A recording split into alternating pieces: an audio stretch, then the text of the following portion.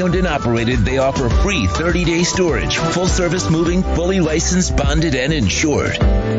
Moving was never so easy. EssentialMovingExperts.com. For over 16 years, EJDConstruction.com has provided South Florida residents quality craftsmanship, accurate project management, and exceptional service. That's why EJDConstruction.com is an A-rated member of Angie's List and the Better Business Bureau. When you're looking for the right custom home builder for additions or home remodeling, please call my friend Eric at 305-433-4843. That's 305-433-4843 for EJDConstruction.com. Welcome to Red Light Therapy, a revolutionary technology perfected by NASA to aid in muscle strengthening and recovery. Red and infrared light has the capacity to penetrate deep into the cell's mitochondria, potentially leading to increased energy, faster recovery, and the optimal performance your body demands. Train, fight, recover.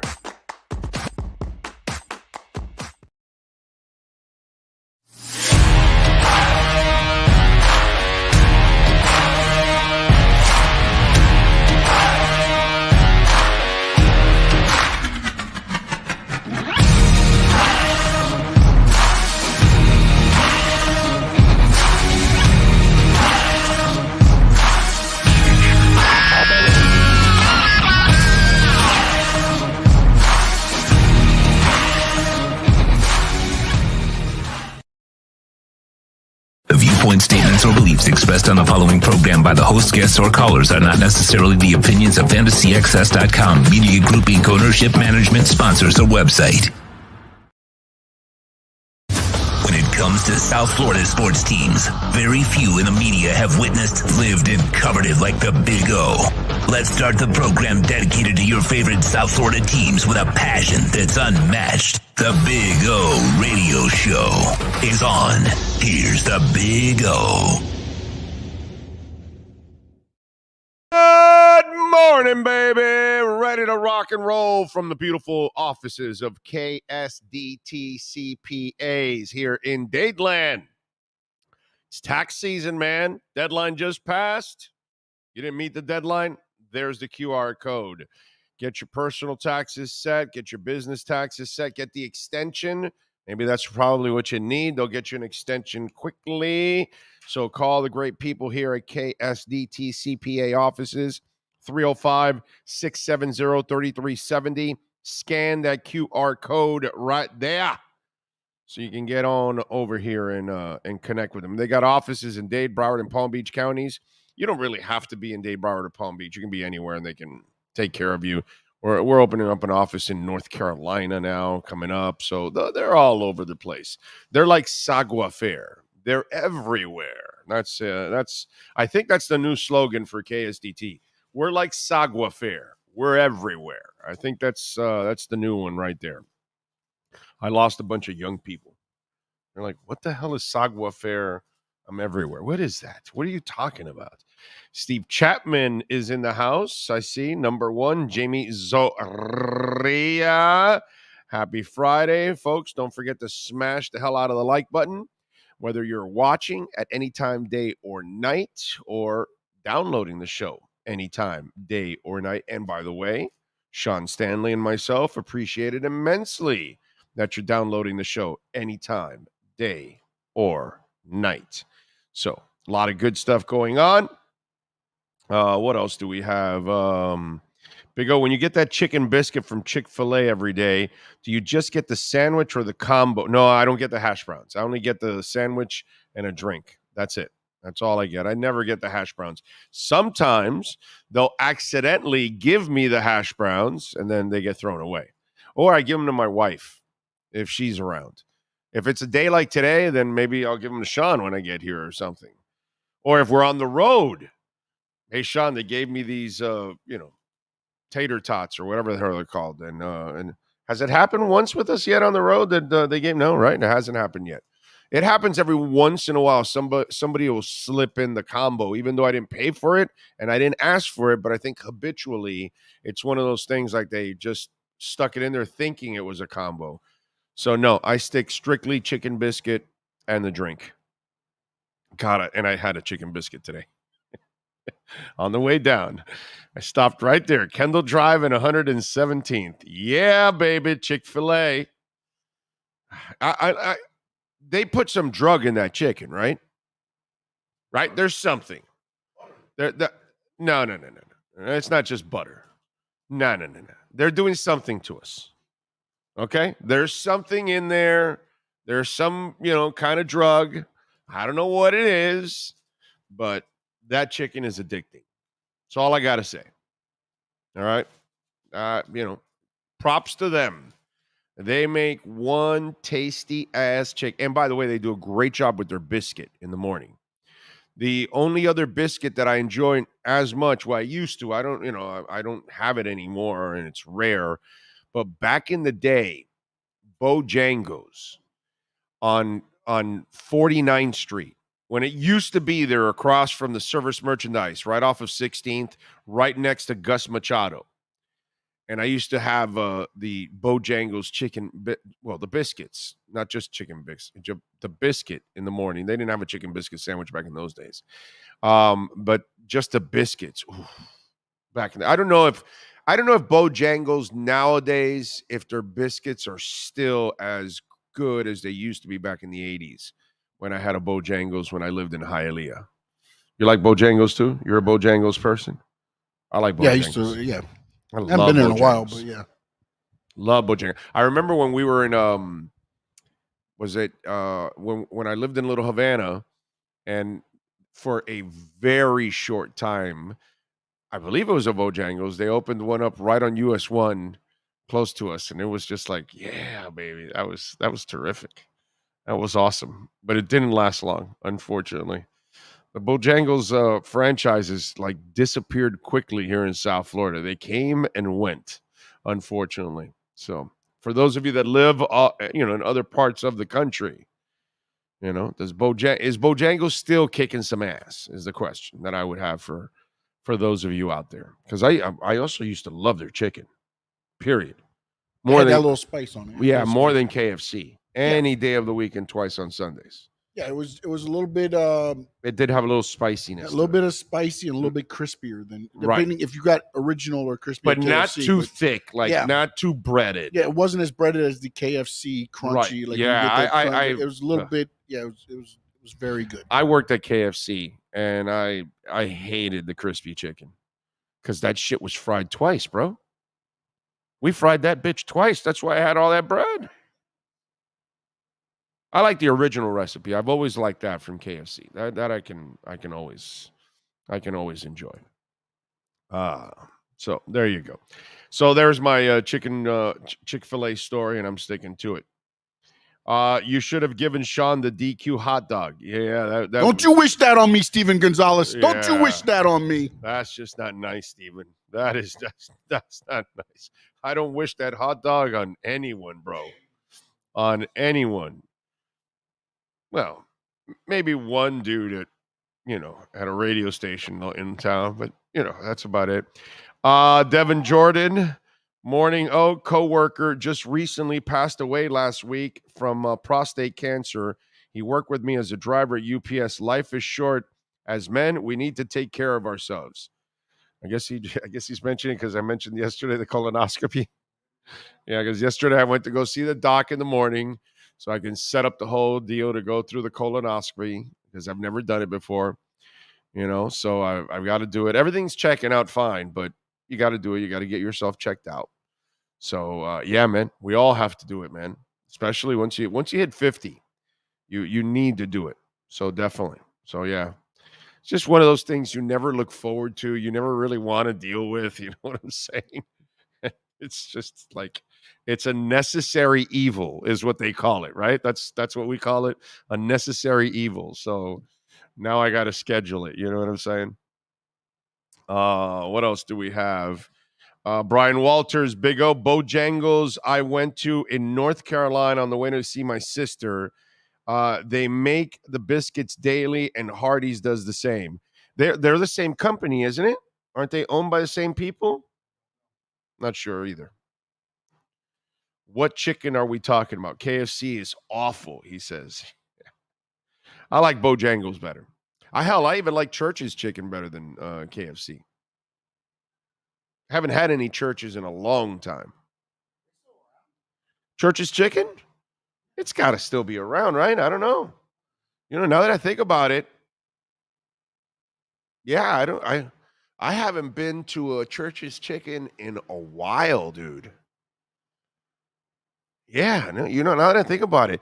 And why is it that I remember am I remembering correctly? Did Church's chicken actually have decent apple pies? Right? Did Church's chicken also have decent apple pies? Why am I thinking that? Anyway. Yes. So I put in Church's chicken, and the only thing that comes up is Church's Texas chicken. No, that's not Church's chicken. But they're in Miami in Gould's. Okay. Did they maybe do a name change? Because it's churches.com. Oh, okay. But it's called Church's Texas chicken now. Did they buy it and then make a twist to it? Did they buy now, is it the same logo? It's similar, but I thought it was more yellow. Hold on, let me find it here. So I thought the writing was yellow back in the day, right? Oh, yeah, that's not the same one. No, definitely not the same. Yeah, it's not the same. And look at that. Oh, apple pie. Mm-hmm. That always gets me. Up until a few years ago, just a few years ago, right up the street from here, I am not shitting you on this one. Right up until about, I want to say 4 years ago, no more than that. You used to be able to go to the McDonald's on 107th and Kendall Drive, the only McDonald's in South Florida that you can do this. And you would be able to buy the old apple pies. They were still loading up that specific McDonald's. It was like a little tiny McDonald's that was inside that shopping center. And they would carry the apple pie. And it was like 50, 75 cents also. So I would go in there. Bill and I would go. Bill would come over to my house from Hialeah, and we'd come over and we'd each buy a couple. He'd buy like 6 and take them home because his sisters, family, everybody, and so he'd stash and then eat another one later on the next day or whatever. But they would, because the classic apple pie from McDonald's was the greatest apple pie in the history of fast food restaurants. Remember, I said fast food restaurants. Okay, I'm not talking about regular restaurants and homemade pies and whatever you want to. But I'm talking about fast food. The best apple pie in the history of mankind was the original McDonald's apple pie. Oh my God, that thing was so good. Up until 4 years ago, that McDonald's sold it. Only McDonald's that would still sell the classic McDonald's apple pie. Huh? That's the original Church's? So they just redid it. Okay, so they bought it and then put their own twist on it. Wait, what do we got? The granddaughter, I guess, took over afterwards and said they needed to have a more bold look to go with their bold Texas taste. Because that's why it had a Texas company. Well, it has the Texas seasoning. I guess the seasoning on the chicken. Okay. It's like the other one's Louisiana Popeyes. Yeah. Right? Yep. And the woman always comes out talking about Louisiana fresh cooking. Fried chicken with a bold Texas kick. Yeah, let me tell you, the website looks good. Nuts. So it's in Gould's, huh? They have 27 throughout Florida. One in Gould's, one in Miami, and wait a minute. Anything in Kendall? Hold on a minute. Go back. Anything in Kendall? I'll give Church's a try. There's one in Opelika, one in Miami Gardens, 2 in Miami, one in Gould's, one in Fort Lauderdale. Okay. Let me see where the ones in Miami. Send me that link. Send me that link. It's on Northwest 54th Street and Northwest 79th Street, 2101. Wait, the one on 54th Street is off of 27th Avenue? 1155. So no, I guess off of 12th. Off of 12th Avenue. Wherever, yeah. Okay. All right, cool. I like it. True FinFan, thank you for the love on the super chat. He says, off today on PTO. Enjoy. The bow rounds are like Southern crack, says Pat in Asheville. Scott Primus is in the house. Let's see what else. Popeye's got the best fried chicken. Popeye's does have good fried chicken. Now, the sandwich is good. It's not as great as everybody makes it out to be. It's good, but it's not, oh my God, it's the greatest. Let's go make a line for an hour, all that kind of stuff. No. Let's give the Heat Cuban coffee before their game on Saturday. I don't even know if that's going to save them, my brother. Frankie Fresco is in. They'll just be running around quicker. Huh? They'll just be running around quicker. Right. Yeah. Plus, doesn't he have big face coffee? That'd be they could do that to Jimmy. Yeah, exactly. Although, American coffee can never be compared to Cuban coffee. Cuban coffee is close to an illegal drug. I mean, seriously, come on. You take a shot of Cuban coffee and you are wired like, what's the name of that Handsome Rob? What's his name? What's his real name? In Crank? You ever saw that one from him? No. What's his name? Bro, what's Handsome Rob's name? His real name, damn it. Jason Statham.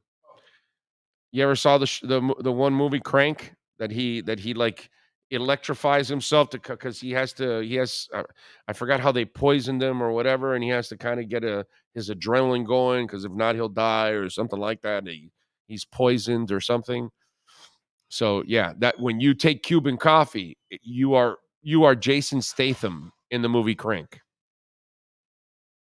Okay. If you're a Jason Statham fan. Not sure. Me, I watch all his movies. I enjoy all the fighting. It's fun. Gordon Shumway says, Churches is still around. I'm not sure about South Florida. Well, we now figured it out. It's Churches, Texas, what? They just added Texas in there, so it's Churches Texas Chicken. Yeah. Texas Chicken. There you go. So now it's called Churches Texas Chicken because the daughter took over. We have the skinny now. Granddaughter. We have the skinny on what went on with Churches. Okay. They've been 7 decades, by the way, just so you know. Really? Wow. Giovanni says they had that apple pie at that McDonald's location because they must have had 2,000 of them in the freezer from a decade ago. Well, they still tasted good, bro. That's all I can say. Oh, man. All men should start getting colonoscopies at 45 every 10 years after, unless they find polyps. The prep you drink is the worst. No, actually, you don't drink anymore. Now it's pills. Okay? So now you don't have to drink. I don't know when was the last time or if you've ever gotten one, Pat, but yeah, I've never had one. So he told me it's pills that you get. Let's see. Gould's, one is close to me. There you go, Alex. You win. La Carreta and Kendall still hits it like it did 20 years ago. Yes, it does. They do a good job. Frankie, thank you for the love on the super chat. He says, I'm going to get some Churches today just for Big O. There you go. And give us, put it on, tag us on social media. Give us, a scouting report of it. Me and Frankie are doing a road trip today. No shit. Yeah, we're heading up to Port St. Lucie. Get out of here. Yeah, CCW tonight. Oh, the 19th wow. anniversary. Yeah. Okay, so I want pictures. I want some video. Frankie? Of all of it. Oh, okay. The wrestling, you guys, everything. Yeah, bro. Let's go. Let's get it going. Nice job. There you go, Frankie. All right. Let's see. Mr. Torres says, what's up, Big O? Thank you for your hard work. Our hard work, because can't do it without him. It's both of us. Anyway, Big O, have you ever eaten Whataburger? Come on. What kind of a question is that to a fat guy? Whataburger. Have you ever had a Wahlburger? I have. Did you? Okay. Yeah, Coney Island. Oh, you went to one in Coney Island? Okay. Yeah. I went to one in Boston, right across from Fenway. Okay, well, he's a Boston guy. Yeah, so in Coney Island, I told this story. Wahlburgers. I think maybe we did, yeah. That I told you that it was literally next to the store that they saw the Warriors stuff at Coney Island. And so I went to the Wahlburger in Coney Island. It's good, by the way. Wahlburger, they actually do a good job. Yeah, man. I enjoyed it. Yeah, and they Solid food. yeah, no, 100%. Tater Yeah. tots are great too. Yeah. Oh, tater tots. I like tater tots. So Okay, I'm yeah. a good My tater tot wife guy. likes the tater tots. She's more of the tater. I'm the French fry guy. But the burgers were good. The meat was good. I enjoyed Wahlburgers. But Whataburger, love Whataburger, bro. I've been I to wish we had Whataburger. one here. In fact, just so you'll know, Devin, the law, okay, this is the law. We drive to the Senior Bowl. We stop in Tallahassee to eat at Whataburger. Okay. By the way, I am now on allopurinol. I take that every day now, Sean. So I just added another drug to my drugstore body. Yeah, I know it's terrible, bro. You just get older and they add another pill to you every day. It's like I'm up to Let's see, 862. you got to wake up, so you need this pill. You got to take a step out of bed, so you're gonna have this one. You got to eat breakfast, so you need to take 2 of these. So now the allopurinol now balances my uric acid. So now I can eat meat whenever I want. I can eat shellfish whenever I want. Now we're gonna see. Now I'm not much of a drinker anyway, so but it now, doesn't really so you matter. can't use the gout as the get out of jail. No fruit, more. like No more. Right? No more. I've been on it for a little over a week. I already had meat twice to kind of test it out, and no reactions whatsoever. So it's good. It's good. It's good. Deal. Yeah, man. Yeah. Yep. So Whataburger. I'll be happily hitting that on the next trip to the Senior Bowl. So there's a Whataburger in Mobile. I usually visit it there, but that's where I stop on the road trip. We go to Mobile. Tallahassee's where we eat, and we eat at Whataburger. Unless it's a DQ, then we go DQ. Oh God, yeah. Just kidding. Hey, I've never been to Whataburger. Well, you will next time. So I've been to In-N-Out, but I'm not. We will get Whataburger next time. Well, you didn't go to the Senior Bowl. That's why. You will go to the Senior Bowl next year. We will get you out to the Senior Bowl for sure next year. Just so you can go to Whataburger. That's all it is. Transporter all-time classic. 1, 2, or 3? Which one? I like the one of the I like the scene when the 5 guys are trying to break into his Audi. And he walks up to the guys like, "Oh, that's just, you can't get in there. You need a face recognition or whatever." And he has to kick all of the guys' asses, and then the girl that's holding the gun ends up running away. It's an enjoyable movie and series. So thank you, Frankie. Gotti 4453 says, Big O, had my colonoscopy yesterday. Have them every 5 years since I was 45 due to cancer in the family. Prep sucks. I had the liquid to drink, no pills, but procedure is okay. How come I'm getting pills? Maybe your doctor preference? I have no idea. He told me, hey, man, it's pills. You don't have to drink that or stuff maybe he's anymore. telling you pills now, and then the day before he's going to be like, oh, by the way, here, you got to drink this. No. He actually told me, you no longer have to do that drink and all that. That's terrible. Now we just give you pills and all that. So, yeah. Giovanni says, you take the pills and drink a mix of Gatorade, 64-ounce Miralax, and did that weeks ago. Oh, okay. All right. Well, Gotti, procedure is okay, and hopefully everything went well. Good for you. I thought you do it every 5 years? Well, thank God. Yeah, but okay, but that's every 5 years. I thought I'm now supposed to do it every year. So I don't have to do it every year? I think it's every 10 years unless you find something. So I don't have to do it. So if they don't find anything, I don't have to do it till I'm 66? Well, I mean, you're supposed to do it I think it's 45, 55, 65, 75. Right, so maybe I'll do it again at 60. And then you go every 10 years after. Or then whatever, every 5. Yeah. It's just people do it precautions, like Gotti said. It runs in his family, so he just does it just as a. I think I'm going to do it. If I do it now, I'll do it in 5 years because I don't know. 10's a lot, bro. God, a lot of shit can happen literally in 10 years. Anyway, you need to clean your system. Drink lots of water, brother. Probably 48 hours. Yeah, no, I drink a lot of water anyways, as it is. But yeah, he told me that you're only on water for 24 hours. No solids. Like you can't drink milk or orange juice, but you can drink tea and you can drink water and Gatorade and things like that. Clear things is how he called it. Let's see. Is Sean going to be doing a run in CCW tonight? First off, who asked that question? Two at a time. Okay. Nothing about me says run. And no, I will not be doing a run-in tonight. That is funny. Frankie might have to hold me back, but yeah, no running. The prep for colonoscopy is messy. You will be knocked out and the procedure goes great. Oh, you're knocked out? Oh, wow. Is that true? Like, I have no idea about any of this.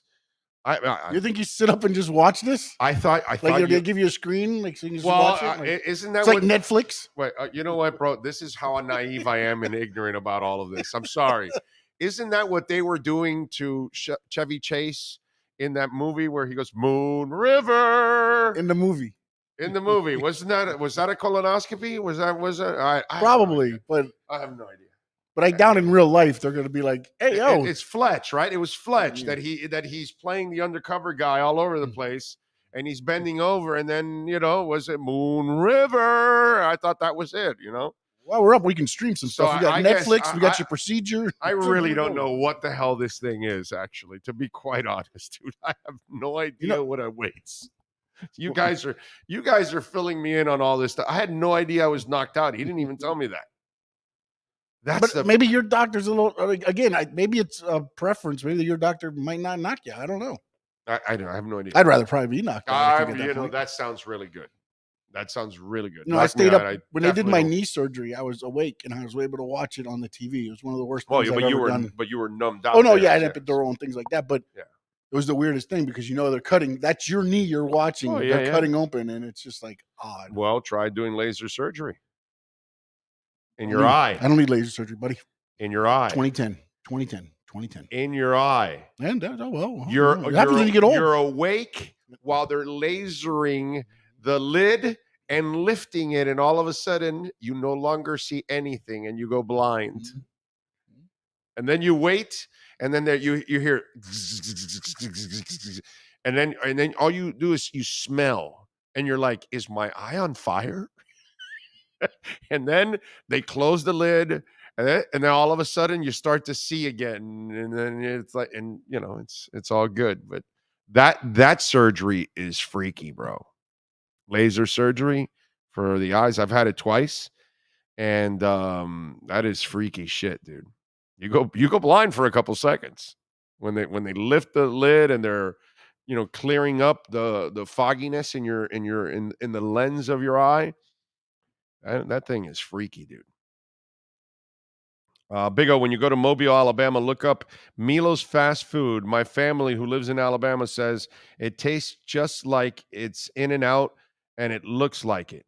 Okay. All right. We'll check it out. Yeah, you're right, Jamie. In-N-Out always has a crazy-ass line. I prefer Five Guys over In-N-Out. I like Five Guys. Yep. So... Oh, yeah. My wife loves the peanuts. My wife and my daughter, they love the peanuts, bro. Every time. And when I go on my own, I just grab a bag and just like, while I'm waiting for the burger, and I walk out with like 4 pounds of peanuts. Here you go, ladies. Go ahead. Knock yourselves out. Tell you Fresh says, Fletch's best line. He approaches a sexy lady wearing a towel. Yeah, I need to borrow your towel as my car just hit a water buffalo. And Rosendo corrected me, by the way. What was that? It's supposed to be every 5 years unless the doctor recommends every 2 years, is what he's saying. Oh, okay. Right. Because of the and I haven't done it. I was going off of what was said in chat and things like that. So that's what. Yeah, Thank you, Rosendo. And I think that's the polyp deal. That's all. Right. Because that's what they're going to search for, supposedly. That's kind of the way it goes. Anyway, we got a loaded show for you today. Ira Winderman's going to join us in a minute here. Manny Navarro will join us at 11 o'clock. We'll talk to Cameron Wolf at noon, of course. We got the Heat in action tomorrow night, taking on the Bucks at 7:30 tonight. And I love this, by the way. Thank the Lord that I hate when they're playing on the same stinking night, dude. I love that I've got the Boston Bruins and the Panthers tonight, and then tomorrow the Bucks and the Heat. So that's actually really cool. And then Sunday you've got Inter Miami. Well, we have it all the way up to Monday. By the way, it goes Panthers Heat, right. Then you have Inter Miami, and then also Wednesday you have Miami FC and Inter Miami. I saw the commercial yesterday. Yeah, the third round in my backyard. I get a 10-minute drive to FIU and go watch a little Inter Miami and Miami FC. Two organizations I've worked for, so that's pretty cool. That's always fun. I like the U.S. Open Cup. I know it's not something that most people even know it even exists, overall. Marlins, by the way, will start a set with the Guardians this weekend. Tonight it will be Braxton Garrett and Zach Plesac on the mound. I got a bunch of things I want to talk about too, from Dolphins to NFL, a couple of NBA notes, NHL too, on top of all of that. So we got a couple things that I want to talk about throughout the next couple of hours. We are here at the KSDT CPA offices. You see the QR code right next to me, folks. So wherever you're at, listen, tax season has just passed, right? And maybe you weren't prepared and maybe you haven't filed. Maybe you need an extension. Use the QR code or call 305-670-3370. We've got offices Dade, Broward, and Palm Beach. Plus, we're opening up an office in North Carolina. But listen, you can do all of this by phone. So support the great companies that support our platform, KSDT CPAs.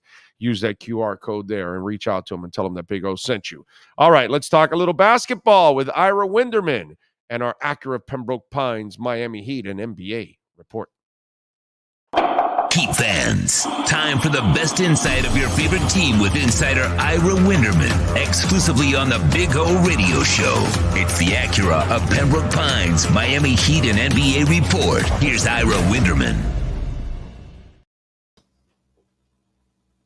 Hey, get your head up there. Come on, we're on the air.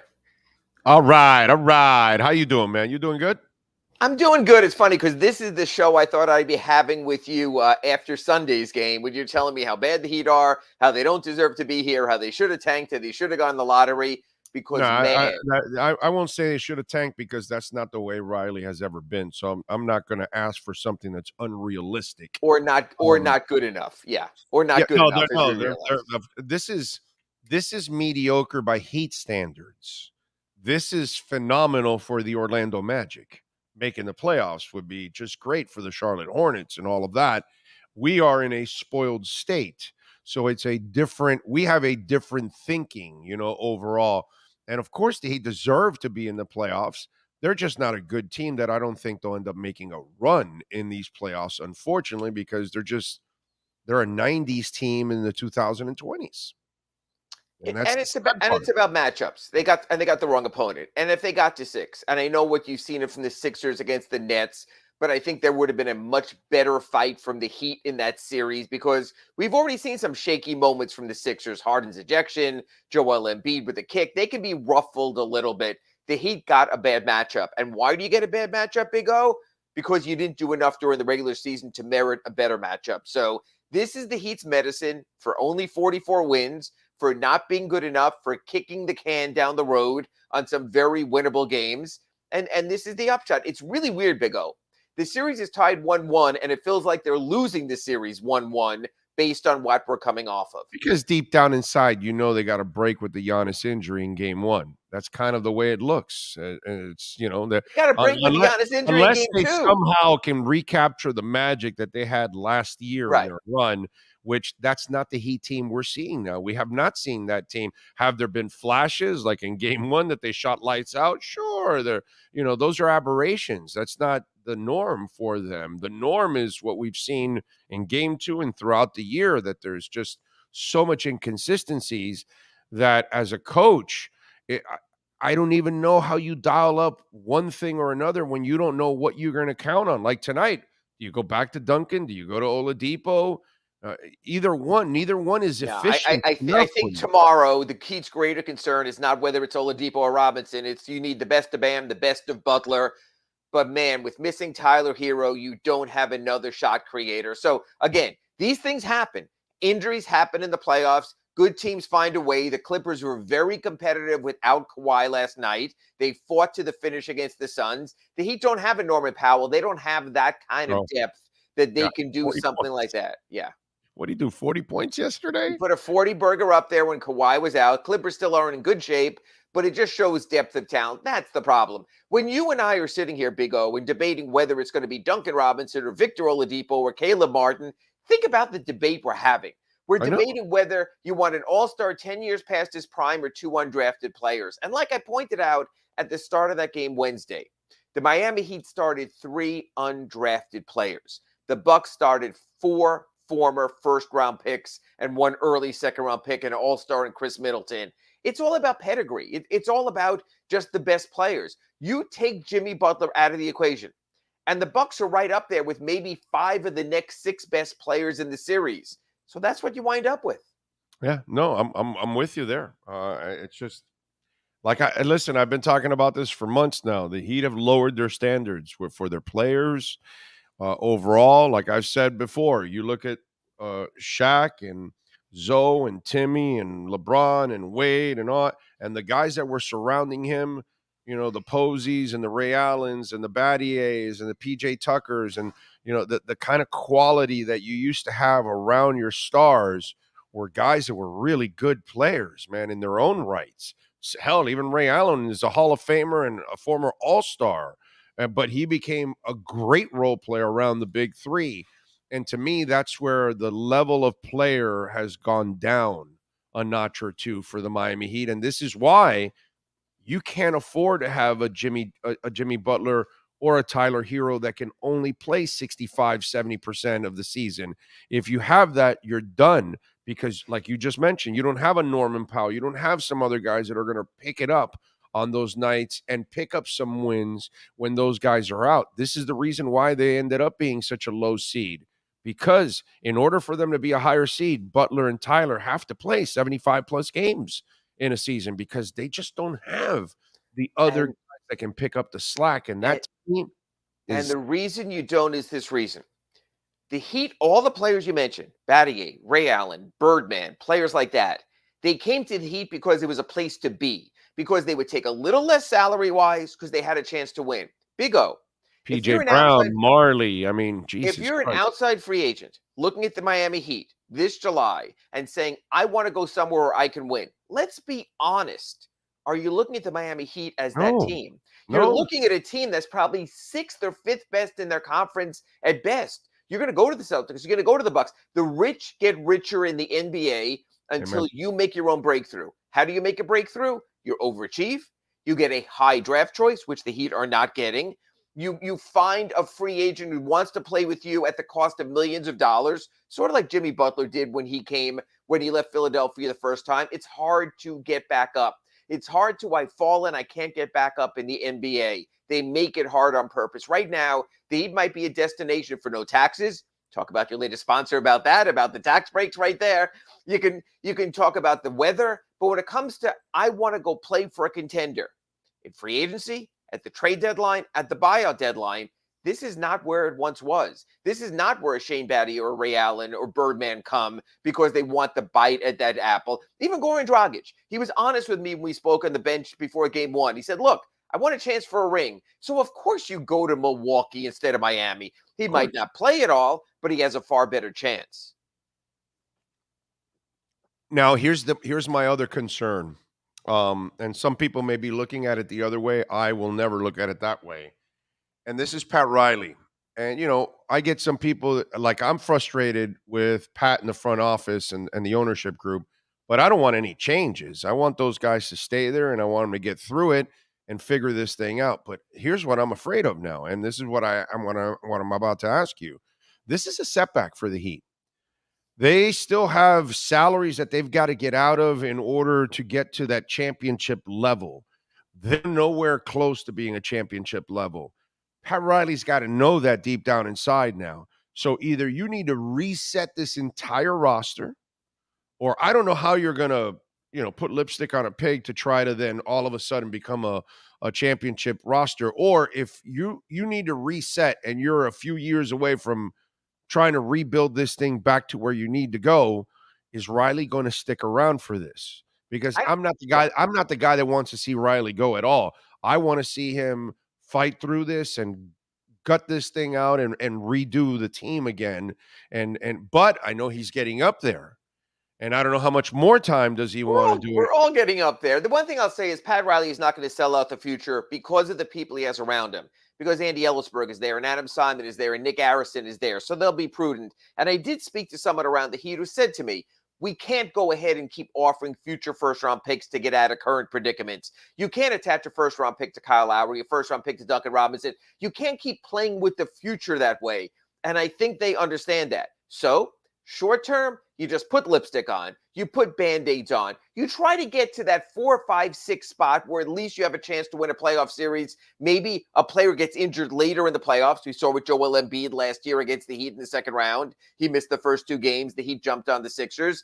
That's probably what it's going to be. If you keep chasing the future. He needs another star, Ira. He needs another star next to him that can carry the load. And I have your star. I have your star. I have your star sitting next to me, but I don't have 2 cameras. Your star is, and I wrote this in my Sunday column, and I think it's very possible. You might not think it's good enough. I think it's Bradley Beal. The Wizards fired their general manager and Tommy Shepard, who gave Bradley Beal his $250 million extension. Bradley Beal is 29 going on 30. They're going to have a new GM who's going to want to reset there. Tyler Hero is seductive enough. He's an attractive player as a marketing player. He's young enough that he can attract interest. You can get something with him. As much as Ira Winderman just said, I wouldn't give up the future to unload a contract, I would not be remiss, even this year's pick, to give up Tyler Hero and 1 first-round draft choice to get Bradley Beal. And if I open next season with Bradley Beal, Jimmy Butler, and Bam Adebayo, I'm in a lot better position than I ended this season. Things are happening, Jerry. Things are happening, and I think there's a chance because of that. You have to read the tea leaves. Toronto just got rid of Nick Nurse this morning, dismissed him as coach. All of a sudden, what happens to Fred VanVleet and some of their other pieces? The one thing you will agree with me on this, Big O, is this.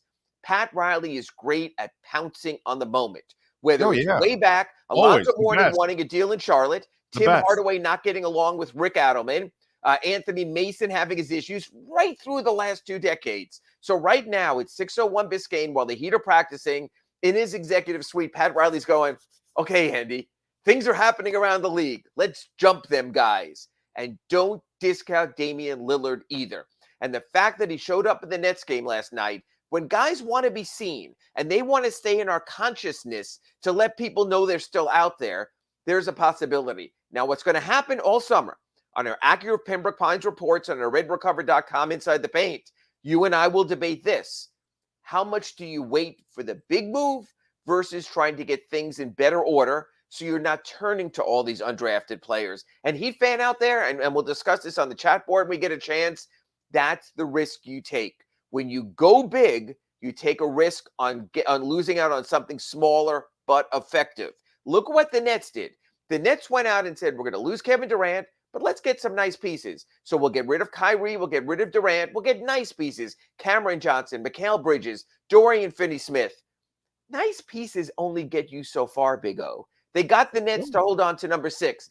As of Saturday, tomorrow, they could be swept out by the 76ers. So again, this is going to be the same debate you and I will have when the season ends, when you and I are out in Vegas in Summer League is, do you shoot for the stars and wind up firing blanks? It's a tough decision, but I know how Pat Riley's done it before, and I expect him to do it the same way again.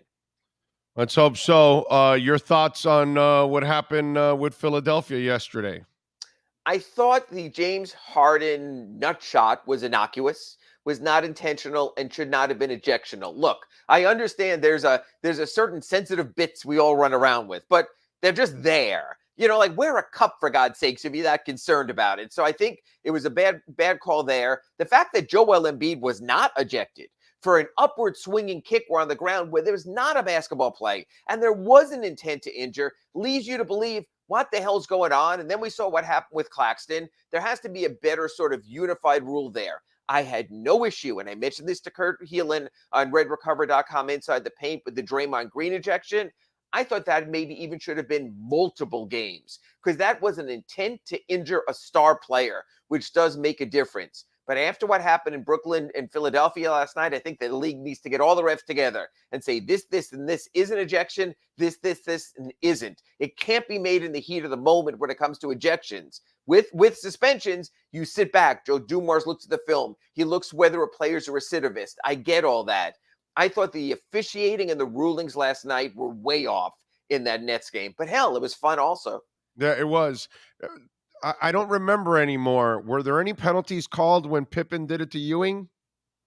Back then, it was a different time. Back then, I know. It was a completely different time. Back then, you time. just had Oakley and Larry Johnson and Mason take matters, I don't want to say into their own hands in that case. No, they settled. You know what? And that's the difference. And you know what? It's even like in the hockey you're watching now.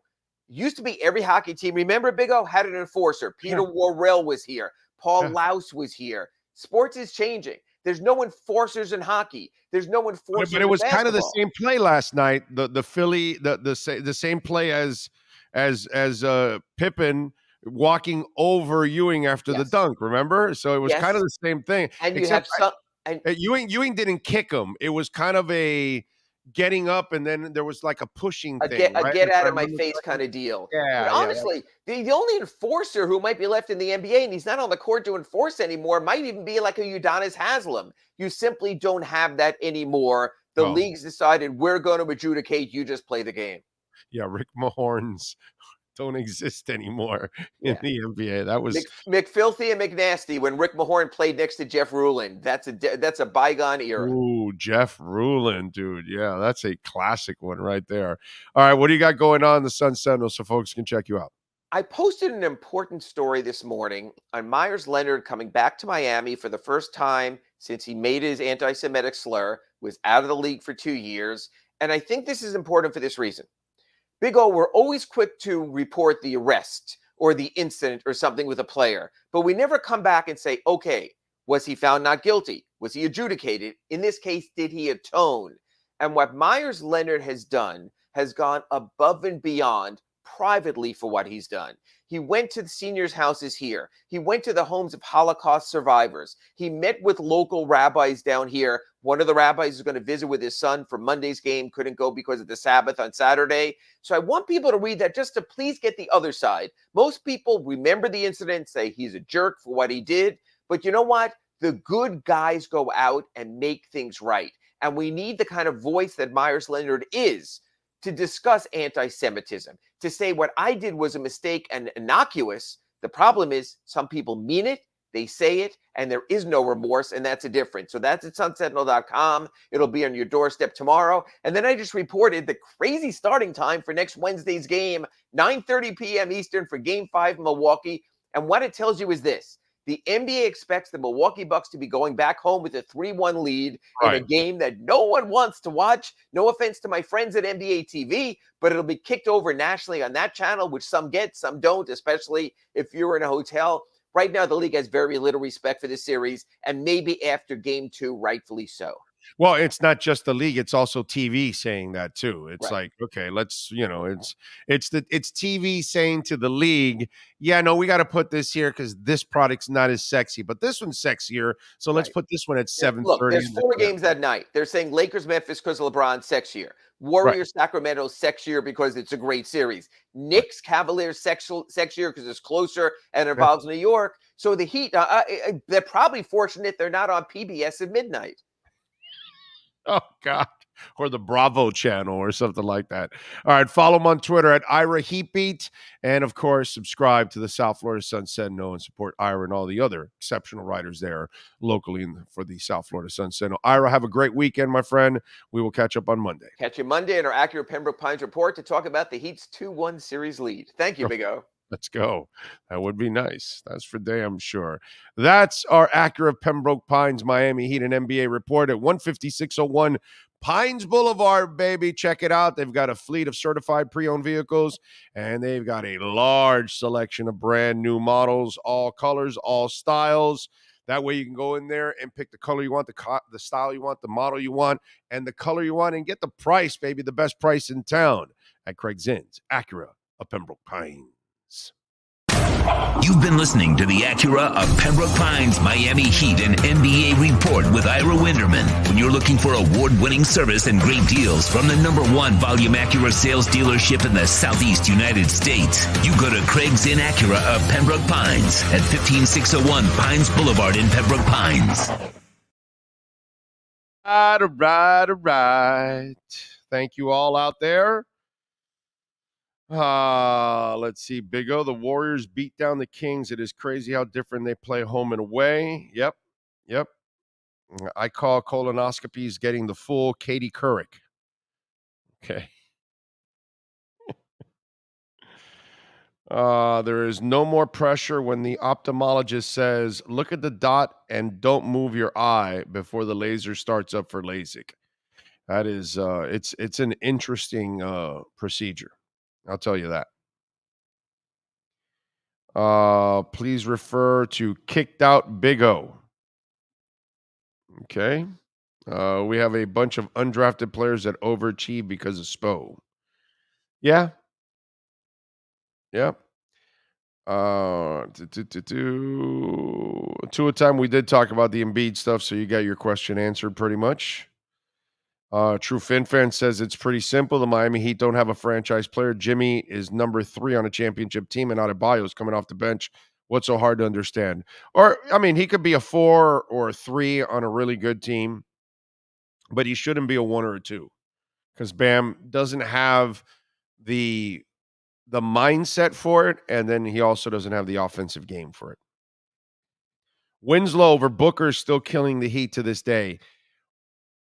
Yes, of course it is. The only problem that I have with that is nobody really wanted Booker. Everybody wanted Winslow. That I still remember that day, and I was doing radio, and everybody was super happy with Winslow. It was a bad pick. It's a bad pick. He did a terrible job there, unfortunately. But practically no one wanted Booker. Everyone loved Winslow. Everyone thought Winslow was the guy. And then we soon found out he wasn't. Lenny says, I would make that trade in a million years, Hero and a first round. For sure, because you already know what Tyler Hero is. You know, he's a nice player, not consistent enough, not good enough on defense, don't think he ever will be, and he can't play a whole season, ever. He's incredibly unreliable. Let's see what else. Gudis, an enforcer. Bill Laimbeer was a great enforcer. Bill Laimbeer was a great player too, Frankie. Okay? He was a great shooter. He could rebound. And then, of course, he was a dirty player. Oh, cheers to Ira about making mistakes and working for redemption. People can be better than the worst thing they have ever done. Yeah. Well, some things. It depends. But yeah, they can make up for it. Oh, wait a minute. I did see something from Doug that caught my eye while I was on the show. Where is it? I did see something that you wrote something about Greta. I think it was. I think he said something about Greta. What is it? Where is it? It was please tell us why Greta is way more than just some dudes trying to sound like Zeppelin. Okay, that's actually I love that. I love that topic because I find that, Doug, to be a misconception that a lot of people have about music, and you're using it now as a crutch, and you're holding it against the band. So let me ask you something. Should I not listen to the Monkees? Don't bother listening to the Monkees anymore? Why? Because they sound like the Beatles? Right? So that's they're out. I can't, music has been influenced for many years for all kinds of bands. And in their first EP and album, they do have a heavy Led Zeppelin influence in it. But they didn't get Black Dog and redo it. They didn't redo Stairway to Heaven. They wrote their own music. they wrote their own lyrics. You still have to have talent. So you can be David Coverdale, right, for Whitesnake, and have some Robert Plantish in you, but you still went out and make music like Whitesnake. Even though if you listen to especially the early Whitesnake stuff and the screaming and all that kind of stuff, he does a lot of Plantish like things. And there's lots of bands over the history of time that have influences from other bands, that they have sounds like other bands. Doesn't necessarily mean that they're copying them. That's for cover bands. You know, that's what they're doing. They're sounding exactly like Led Zeppelin because they're actually doing Led Zeppelin songs. Greta Van Fleet, well, yeah, this last album, go listen to the last album. It has nothing to do with Led Zeppelin. They went in another direction. They didn't have it as heavily influenced as the EP and the first album was. This new album does not sound like the other albums. It's completely different. You got to listen to it. But I can go through bands over the history of time that have an influence from another one, and they have a sound like them, but it's still their own music. And to me, that's where I think the rubber meets the road, and it gets almost to be a lazy comment. Oh no, they sound like Led Zeppelin.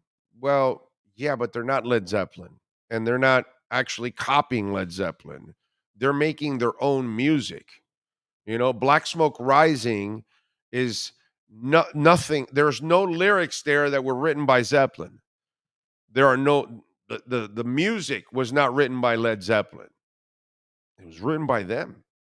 And then if you go watch them, you will then go see what kind of musicians they are. You know what I'm saying? And that's the other thing that you got to go and watch Jake jam, and go watch Danny, work the drums. I mean, they're very good musicians. They're a very good young band. They can write excellent music. Okay? Because they have an influence, that doesn't mean much, man. I can do that with many bands over the history of time and say, well, this band sounds a little like this band, but they still have their own identity. And that's where I think sometimes we are unfair to certain individuals. So that's where I would defend Greta Van Fleet. All you got to do is listen to it. It's original music. And that's what separates them and makes them terrific, musicians, because they made their own music. Who do you have for the game tonight? Game 3 tonight. The spread is Boston by 1. I'm taking the Panthers at home. Panthers have beaten Boston more than anyone else in the NHL now this year, and twice at home. That's right. Good point. I'm going with the Panthers. I'm taking the 1.5 goal. I've got some Robert Plantish fasciitis in me. There you go. I don't feel this way. I just wanted to explain why they are great. I agree with you. I just think that the people that say that, it's Led Zeppelin. No, it's not, dude. They made their own music. It's not. That's the part that I just can't accept. I get it if you redid somebody's music. Okay, and that's different. Like what's it called? The Leonoy and Friends that I just saw on Wednesday. Well, they sound like Chicago. They sound a little like Earth, Wind, and Fire, but they're not Earth, Wind, and Fire, and they're not Chicago, and they're doing Chicago and Earth, Wind, and Fire songs. That's different. That's exactly what you're talking about. But if you're making your own, then you're on your own plateau. That's the way I would look at it. Jimmy is the only star in the Heat. Yes, he is. Big O, who is the best enforcer the Florida Panthers have had? Oh, Paul Laus. Right? Well, I'm going Paul Laus.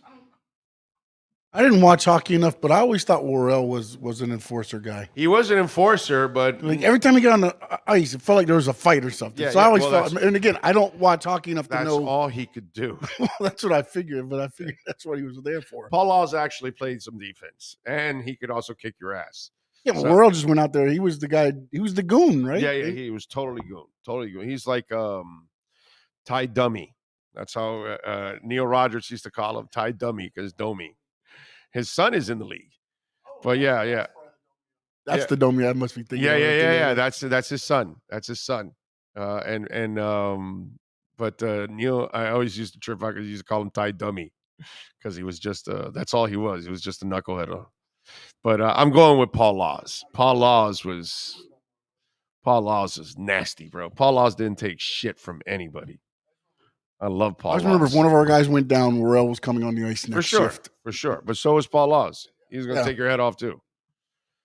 Who is your favorite Dolphins enforcer? Zonka.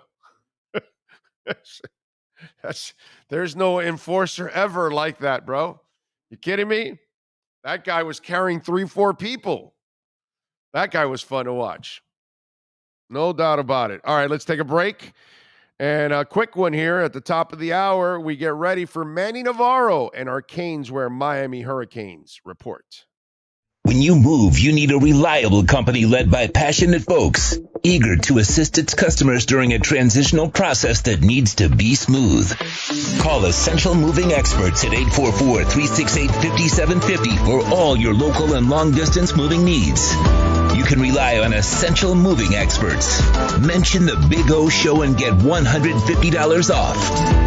Family owned and operated, they offer free 30-day storage, full-service moving, fully licensed, bonded, and insured. Moving was never so easy. EssentialMovingExperts.com.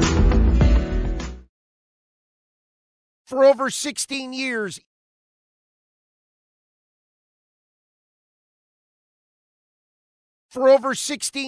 EJDConstruction.com has provided South Florida residents quality craftsmanship, accurate project management, and exceptional service. That's why EJDConstruction.com is an A-rated member of Angie's List and the Better Business Bureau. When you're looking for the right custom home builder for additions or home remodeling, please call my friend Eric at 305-433-4843. That's 305-433-4843 for EJDConstruction.com.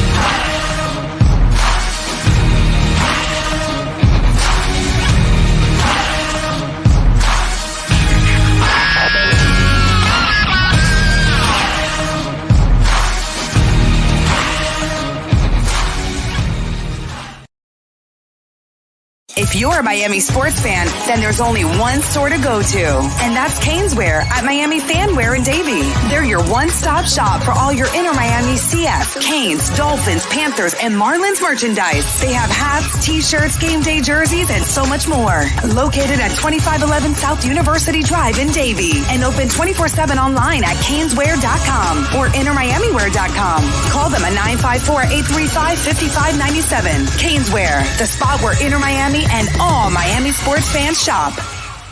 The viewpoint, statements, or beliefs expressed on the following program by the host, guests, or callers are not necessarily the opinions of FantasyXS.com, Media Group Inc. ownership, management, sponsors, or website. Time for Canes fans to get what they want. Information, insight, and perspective. It's the Canes Wear Miami Hurricanes Report with Manny Navarro, exclusively on the Big O Radio Show. Here's Big O and insider Manny Navarro. Right. There he is, the man that is absolutely broke because he had to give everything to Tyler Van Dyke to stay. That's right. Oh, he owns my house now. I got to pay rent to Tyler to keep him here. I thought there was something funny when I was driving to work and I looked under a bridge and I saw you and the family hanging out there, and I'm going, what the hell happened here? Manny's homeless. He's living under a bridge. And Tyler Van Dyke. Yeah. Thankfully, my daughters were really good with their cups, holding them out and getting some money. Well, I thought it was crafty because you stuck the kids in between the two columns, so they really had the depth under the bridge, and they were really covered. So that was strong on your part. It's like they had their own rooms there. So that was good. That was good. The wind couldn't affect them. It was strategic on your part. I like that. I appreciate so it. seriously, what happened, bro? What happened? Who gave up the money? Who signed over a check? What's the deal? Ruiz opened up more. What went on? Yeah, it's a crazy can of worms here. What's funny is I know from being around this team a long time that Tyler and his people weren't necessarily happy that he wasn't the highest paid player on the team. I mean, some of these freshmen that came in that Mario was able to attract here, I think, got bigger NIL deals in part so they would come here and help the turnaround, right? Just part of demand, supply and demand, so to speak. Tyler wasn't the number one paid football player, at least under Ruiz and Life Wallet. I think he was in the top 5% from what Ruiz told me yesterday when we exchanged some text messages. I think ultimately what happened here was Drew Rosenhaus's people.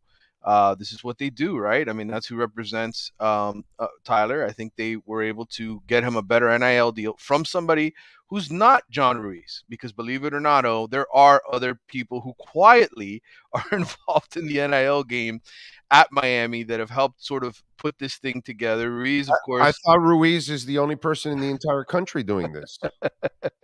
Well, listen, that's the problem with people who don't really do their homework and just assume, right? That take the lazy route and just say, who's the guy tweeting about their NIL? That must be the only one doing this.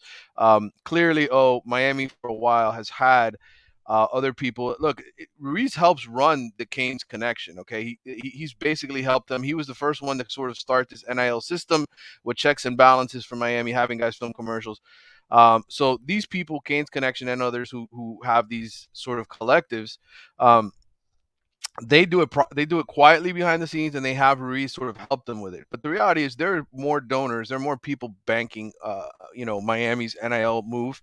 And so those are the people who took it and ran with it and got TVD a better deal to keep him here. Now, the question is, how many schools were really pushing for Tyler? When I asked some of his people, the answer was some of the top programs in the country.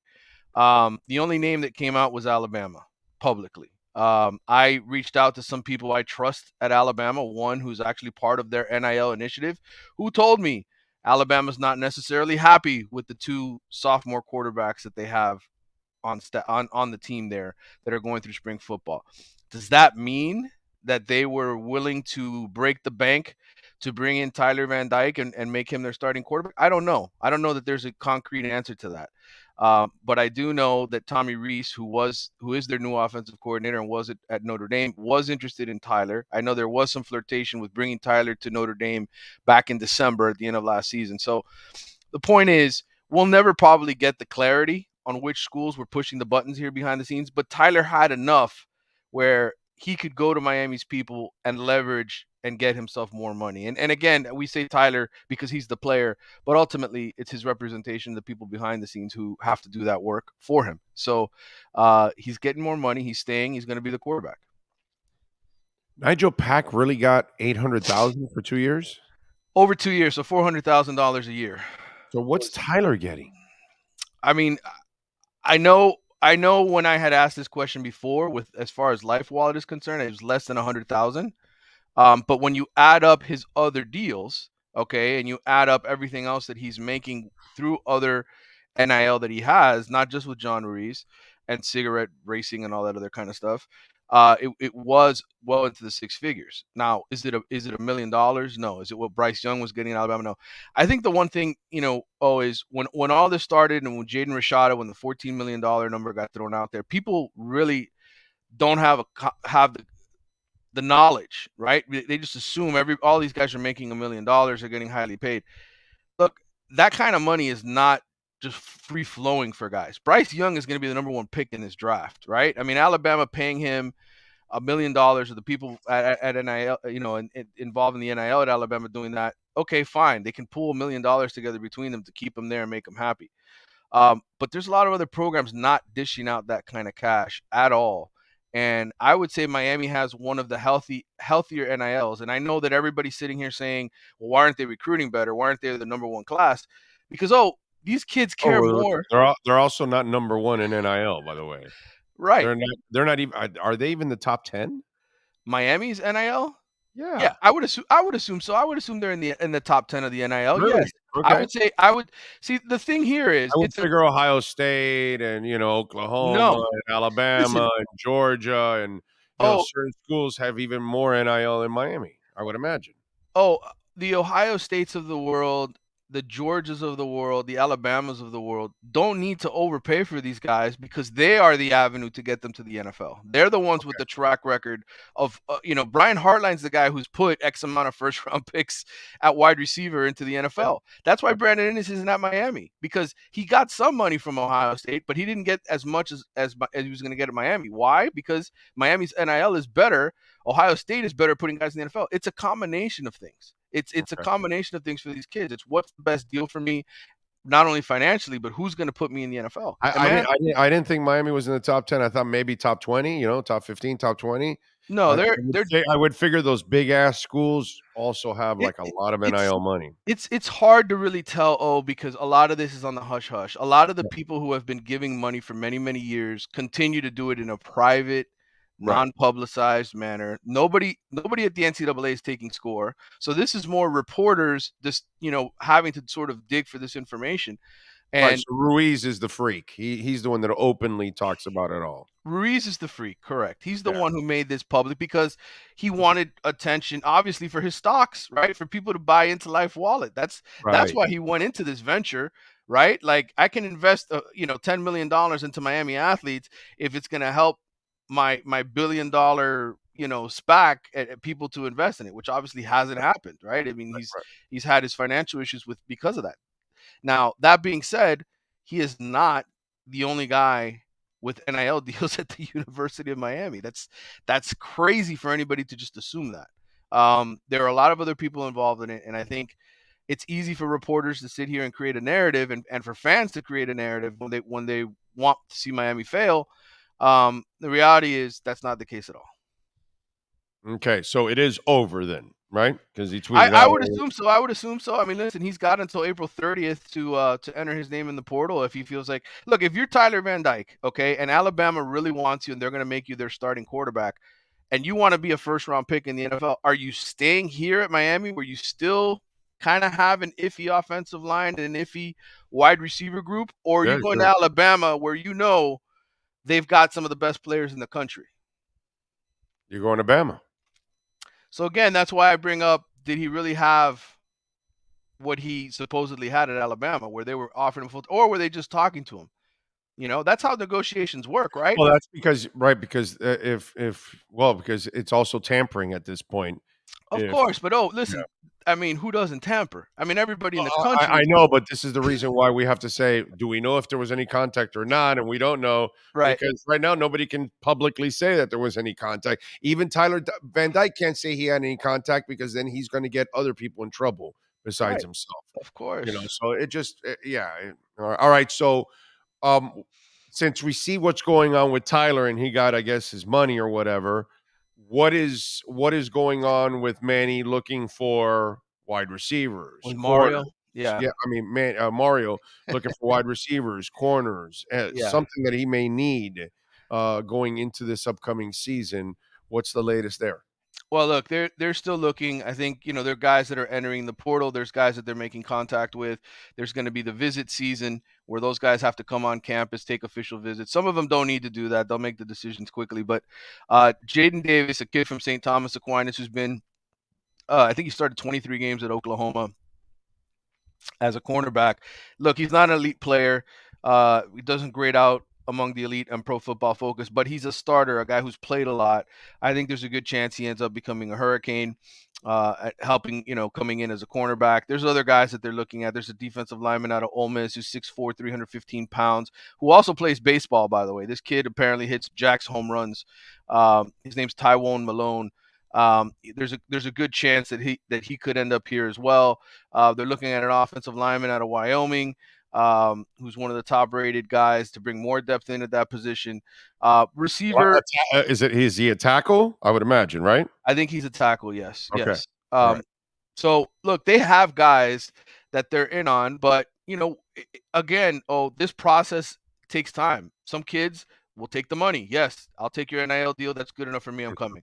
Some kids will say, no, I want to visit 3 schools because when I was coming out of high school, I only visited 1 and I want to go through the process. I want to enjoy being wined and dined when I make these official visits to campus. So everybody is on a different timeline. And ultimately here, they're looking to upgrade this roster. You can bank on that. I know there's a receiver out of TCU, a kid who was pretty good as a freshman. I think that hit the portal. Is a guy that they're looking at. I forget what his name is. I think his last name might be Hudson. But anyway, there's different kids that are out there. Are they ready to announce any transfer portal commitments? I don't think so. I don't think they're close to that. But again, the process will play out, and just know that Mario's looking to upgrade the roster. All right. What else you got going on The Athletic so folks can check you out, my friend? Well, we had a Q&A, another mailbag Grace Rayner and I did on the ACC. If you want some ACC information, we ranked the top quarterbacks.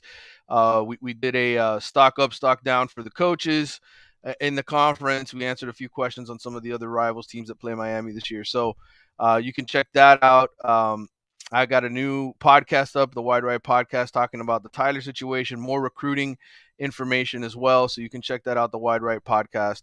All of that is there for you, and I'll have some more recruiting coverage here in the days and weeks ahead.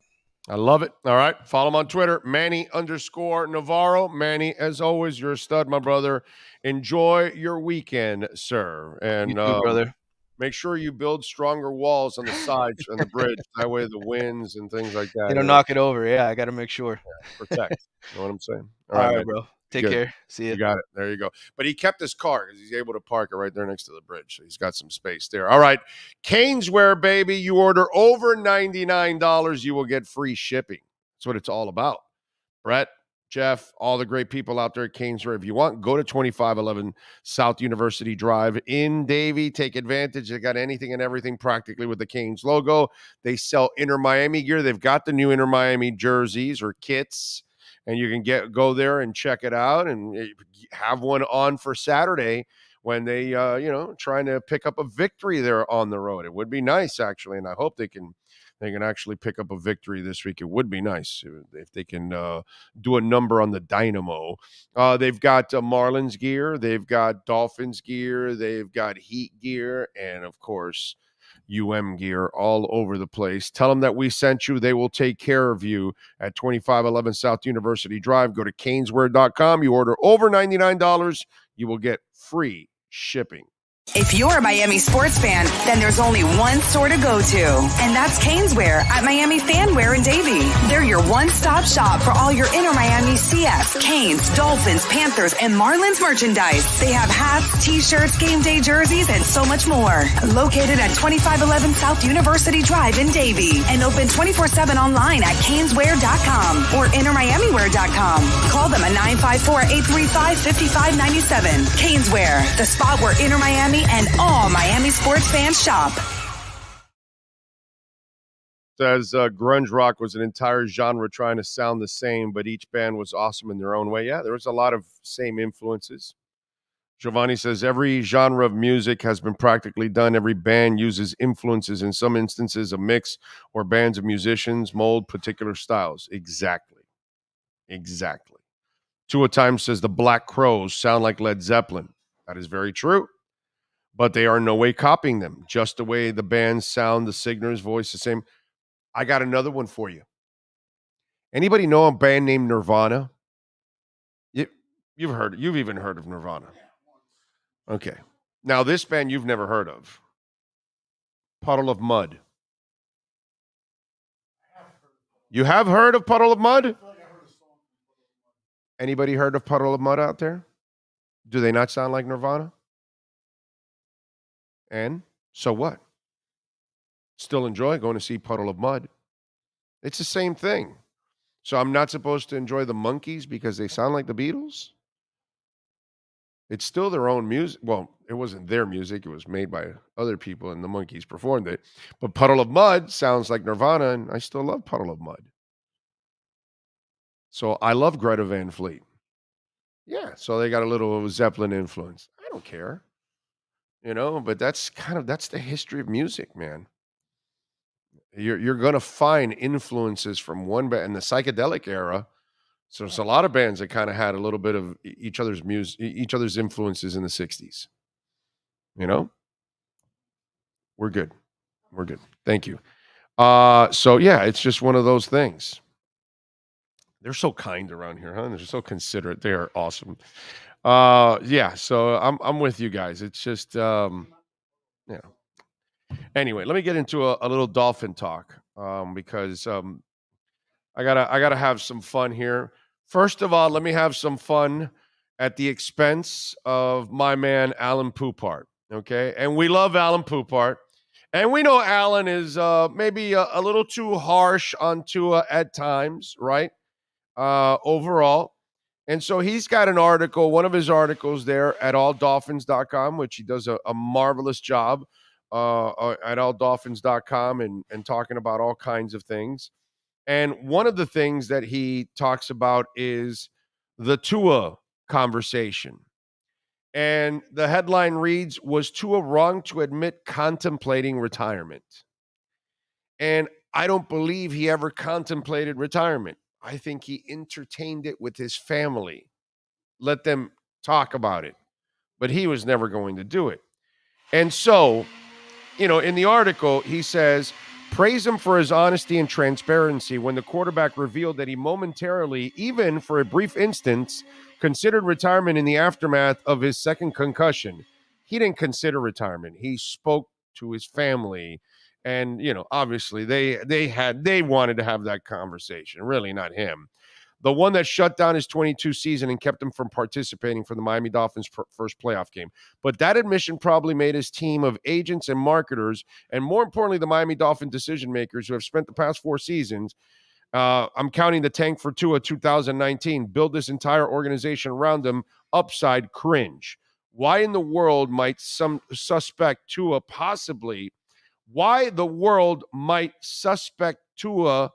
possibly consider hanging it up, walking away from the game, fearing the long-term effects of CTE and head trauma? You don't admit it, and he puts that in big capital letters. And so, and it goes on, the fact that Tua would confess, that shows how different he is as a person and human. And in the article, he talks, and he defends Tua and how he plays and all that stuff. But, he brings up the comments from Randy Mueller, and I don't know how the Dolphins can commit like Mueller. Tua saying he considered retirement. Can the Fins extend him? What happens if he's concussed again? I love the honesty and transparency of who Tua is, but now it's really complicated. No, it's not. You're just complicating it, and so is Alan Poupart. And let me explain something to you. Okay, this is the bullshit that goes on with Tua Tagovailoa that drives me crazy. It's all these narratives that people build up. Okay? Follow me on this one, Sean. Open up your mic here. So, Tua should not talk about retirement. Oh, no, that's bad. Shouldn't talk about it. Shouldn't talk about it publicly. Shouldn't. No, because then we don't know how committed he is. The guy that played 4 days later after a concussion. The guy that kept playing after he was concussed in the Buffalo game. The guy that comes back from a hip injury 9 months later. You don't know how committed he is. You think that guy looks like he wants to quit? Okay, so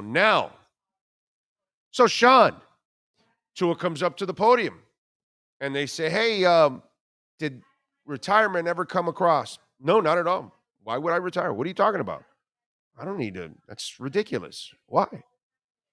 Oh, Tua, you were concussed last year. Okay, so big deal. So then what's the narrative after that? What is the media going right after that? Tua should retire. Exactly. Also, you forgot one thing. He can't win. Yeah. Well, no, but you forgot one thing too, because he said in the thing the other day, that if he was able to, if they would have came and asked him if he wanted to play a playoff game, he said, I would have played. I know that. No, I know I'm saying, but that was another example. If you cut his fucking leg off, he'll play in one leg.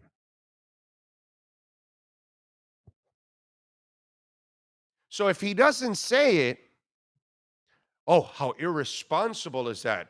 Oh, he's married now. He's got a child. He's got to be more considerate. It's the same bullshit opposite, bro. Same bullshit. This guy will play with 2 fingers left on his hand. Where can you question his commitment? He's maniacal about playing. There was no thought of retirement. Listen to his words. He just fed you the bullshit that he entertained the conversation. You know why? Because he can't win. Because if he says that why would I? Daniel Yafusi from the Miami Herald says, well, hey, did you talk about? No. Why would I talk about retirement? And then all of a sudden, the media would be writing, it's not right that Tua's not talking about retirement or considering or discussing with his family. And this, they were already doing that when he was concussed. Oh, he should retire, this, that, whatever. The dude can't win. He can't win, dude. Ever. Because they're just going to spin it so they can get the clicks, get the hits, get the views, all that. Okay? And I got to use Allen as an example of it, but it's the same BS on the opposite side of it. And if anybody would question it, including Randy Mueller, then, brother, you're not very good at reading the room. You're not very good at reading who you're covering, who you're talking about. I don't think you understand what Tua Tagovailoa is made of. I don't think you understand what kind of a man that guy is. That guy's more committed than most of us are at anything that we do in our lives.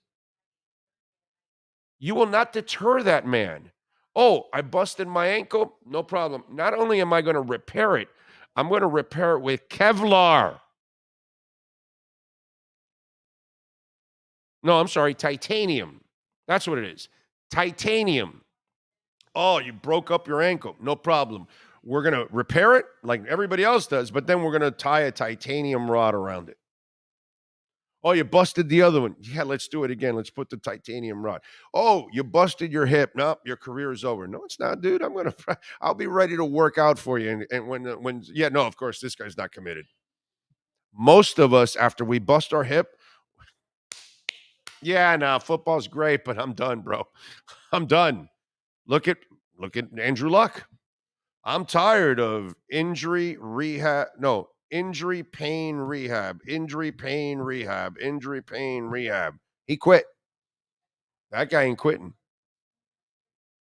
That guy was never talking about. You think a guy that comes back from a hip injury in 9 months to play and gets slammed by Michael Brockers thinks of retirement? You're an idiot. You think a guy that was concussed in that Buffalo game, even though they didn't count it, and his legs got wobbly, and then he came back and kicked ass in the second half, you think that guy's quitting?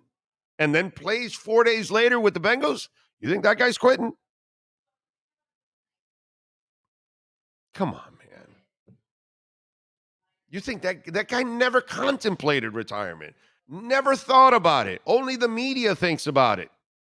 And then only the media can spin the conversation of retirement into a negative thing. The thing that they want.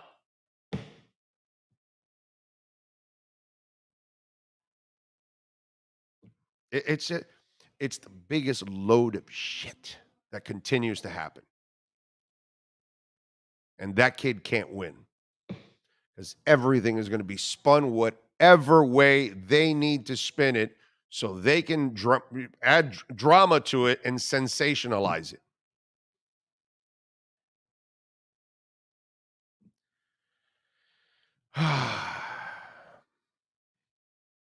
Dean Martin or Frank Sinatra? Come on, Rosendo.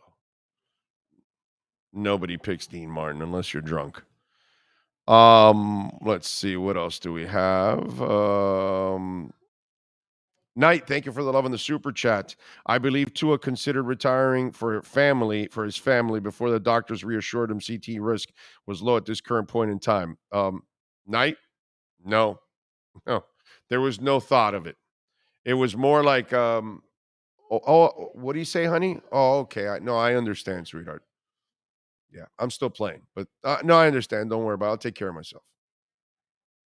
That's what it is. It's somebody telling you that, my God, you crashed your car and it flipped over 8 times. No problem. I'm still racing, honey. Okay? Cops. Your husband got in a shootout. Your wife got in a shootout. They're putting on the uniform the next day. Your husband, your wife, they carried a 140-pound person out of a burning building. They're getting back into another burning building 2 days later. You can have all the conversations you want. Firemen are firemen. Policemen are policemen. Football players are football players. Okay? I don't think at any point whatsoever, the way that guy's wired. See, I'm not going to do things for sensationalistic purposes and try to create drama for one end or the other. I'm going to tell you what I see. And you know what I see? I see the same thing I see in a policeman every day in Tua. In a fireman every day, I see in Tua. An Army, Navy, Marine, Air Force that I see in Tua. An FBI agent that I see in Tua. Fearless. Will overcome whatever they have to overcome and continue to do what they love to do. Period. End of story. I don't see a man that was wavering for any of that. It's not normal that you blow out your ankle and you say, titanium rod. Let's make sure it never happens again. And it hasn't happened again. Oh, concussion. Oh, let me work my neck and shoulders, and let me strengthen the core around my head so I don't get whipped around nearly as much. If you don't see this guy, you don't understand who he is. And Alan Poupart doesn't understand who Tua Tagovailoa is. And anybody out there that thinks that guy was quitting or even thinking about it, like you, Knight, you don't understand this guy at all. That's the way I'm rolling. Nobody questions trading everything away for Rodgers, even though he said he was going to retire before. See, that's different. And you're right. Well, actually, Woody Johnson, right? Supposedly that's the report that Woody Johnson is the guy stopping the Jets from a first rounder because he heard that he had 1 foot out the door. Yeah. Anyway. Chris Greer better take care of the family jewels because the kid's a winner. Tua farts and people listen, then spin it into his stomach cancer. You're a trip, Giovanni. Dougie Fresh says many reports on how tough Tua's dad was on him, beating him with a belt for incompletions, making him learn to throw left-handed even though he was a righty, and never let him have a day off. Not soft. I know. There's nothing soft about Tua. Not one damn thing. Okay? That guy is as tough as it comes, and he is as committed as it comes. Dean was actually not drunk, didn't drink. I don't know. GP Trap, I can't believe that. The guy always had a drink in his hand. You're going to tell me that was like ginger ale and some kind of something, some kind of coloring or something? Let me see. Dean was a really good singer. He had a number one song in 64 in 64 over the Beatles. What was it? That's Amore?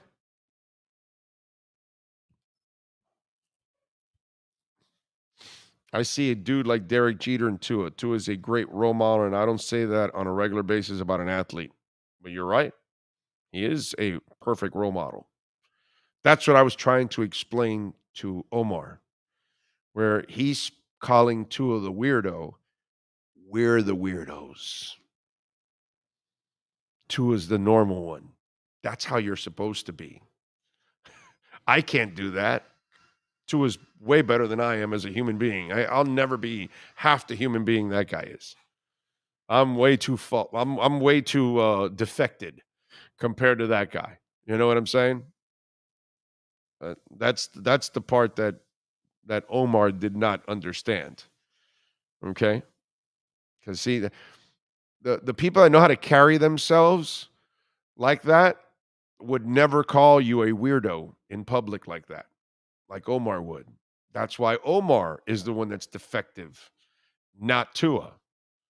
I'm the one that's defective, not Tua. That's those of you out there that may have an issue with Tua, what you have an issue with Tua and Tebow and Cal Ripken and Derek Jeter and all those kind of human beings. Your problem with those human beings is that what frustrates you is that they are so good. Okay? Those of you that get frustrated with it. To me, I admire it because I know I can't be that.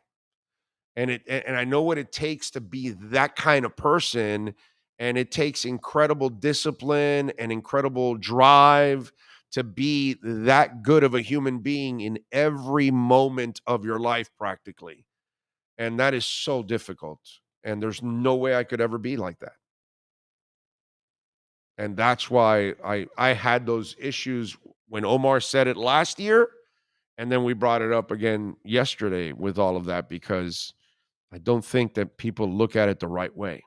And that's why when you say he's the perfect role model and you don't say it on a regular basis, like with Derek Jeter, it's because it's the truth. These are the kind, this is what you want to tell your son or daughter.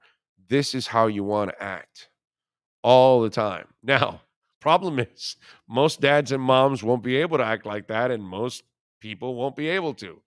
It's just so hard to be that person all the time. Like Ruth Riley. She like she's impeccable. Right? Like you see her, and she's an Olympian, she's a WNBA champion, she's a college champion, she's working in analytics with the Heat and all that kind of stuff. And Ruth Riley just is impeccable. She carries herself perfectly. That is hard, bro. It's hard. It really is. Big O, what's your thoughts on the white gunman who shot and killed nearly a 16-year-old black youth?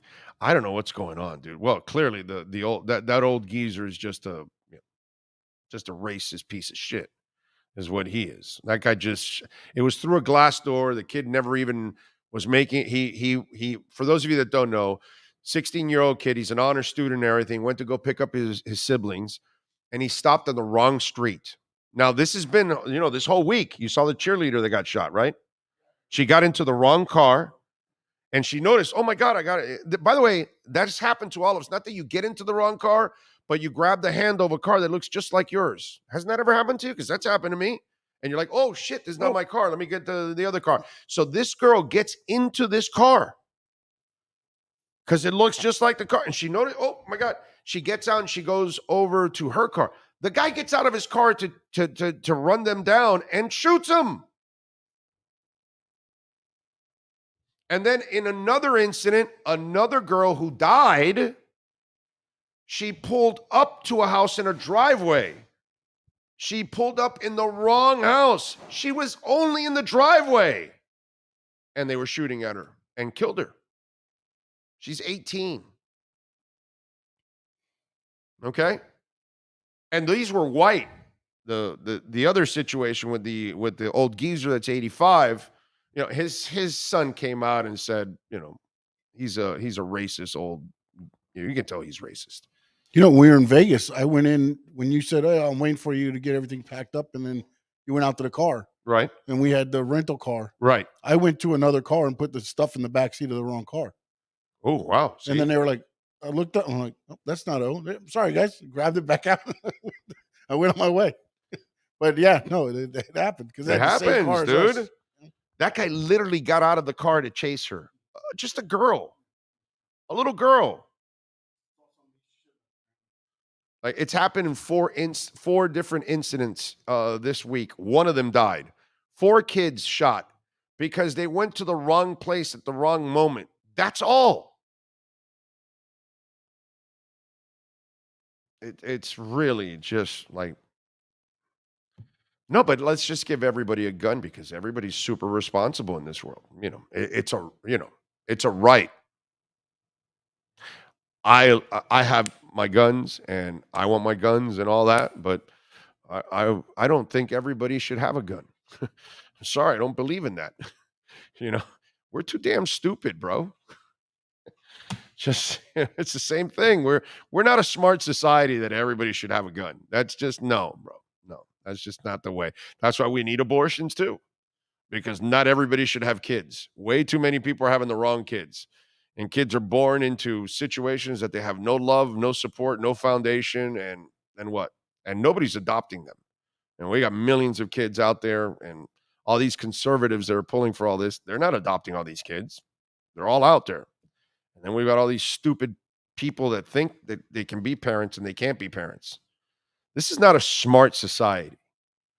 Okay, there's a lot of things that should be a privilege, not a right.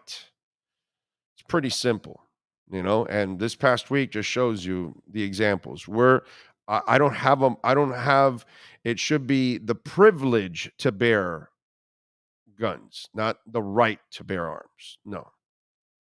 We're not smart enough as a society. If we were, then great. But since we're not, people need to be checked. And that's just the way it goes, unfortunately. Knight says, I don't question Tua's toughness or ability. You shouldn't question Tua's toughness, his ability, or his commitment. Ever. The track record is there. And if you ever think he complimented retirement, then you can't read Tua. Okay? Any of the writers we bring on, any of the talking heads in town, any of the guys on radio that are left, anybody on TV, anybody nationally, if you think Tua really thought about retirement, you are wrong and you have no idea on who you're covering and who you're talking about. It's pretty simple. The track record's there. Retirement was never, ever in his mind. Ever. That dude would have played in the Buffalo game in a heartbeat. He would have played the week before against the Jets. Easily. Without even thinking about it. Without flinching, Tua would have lined up. Retirement. Get the hell out of here, dude. I think about quitting alcohol every week. Then Friday comes, and deep down, I knew I wasn't going to quit. There you go, Jonathan Jensen. Do you go to Jensen Liquors? That's the question. I mean, your name is Jonathan Jensen. If you live in South Florida, Jensen Liquors, baby. Knight is in, and thank you for the love in the super chat. Oh, by the way, Isais, thank you for the love. You sent in some Bitcoin, my favorite kind of donation. You know you can make a donation through Cash App or Venmo at Cash Big O Show. That is Cash Big O Show. And Isais, of course, sent a little love, a little Bitcoin love, and you can make a Bitcoin donation on Cash App or Venmo at Cash Big O Show. So thank you, sir. And there's a little dip right now at 28,000. So, you know, some of you that are taking advantage of that, you are, as Charlie Sheen would say, winning. Yes. 5 NFL players suspended for violating the NFL's gambling policy. Oh, God. 4 of them were Lions. And they're out for the year then. Well, Jameson Williams. The receiver? Yep. Isn't he just coming back? And Stanley Berryhill were given 6-game suspensions, while receiver Quintez Cephas and defensive back C.J. Moore were suspended indefinitely. The Lions released Cephas and Moore following the announcement of the discipline. Additionally, Washington Commanders defensive end Shaka Toney was given an indefinite ban. God, bro, you know you can't gamble. You know you can't do it. Why are you going to put your entire livelihood at risk for a stupid bet? That is so ridiculous, bro. And the Jameson Williams kid is very important to them. Wow. So I'm guessing the indefinites must have been like big time gambling stuff, whereas theirs must have been something. Right, and they're not important enough, so they just said, "Screw you." Yeah, or maybe the indefinite ones they bet on their team, maybe, or and also, since it's indefinite, you don't know if they could ever come back. You can't have them take up any roster spaces, and they might not be IR eligible because of the suspension. So you have to let them go. Yeah, that's what the Lions did. The Commanders haven't done anything with their guy, but he is on definite ban as well. Wow, that's crazy, dude. GP Trap says, Big O, it was actually apple juice Dean used on stage. It was all fake drinks acting as part of his show.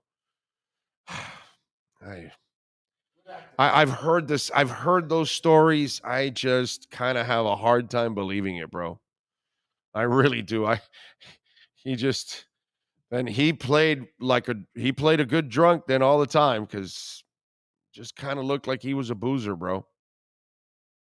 You know? I don't know, man.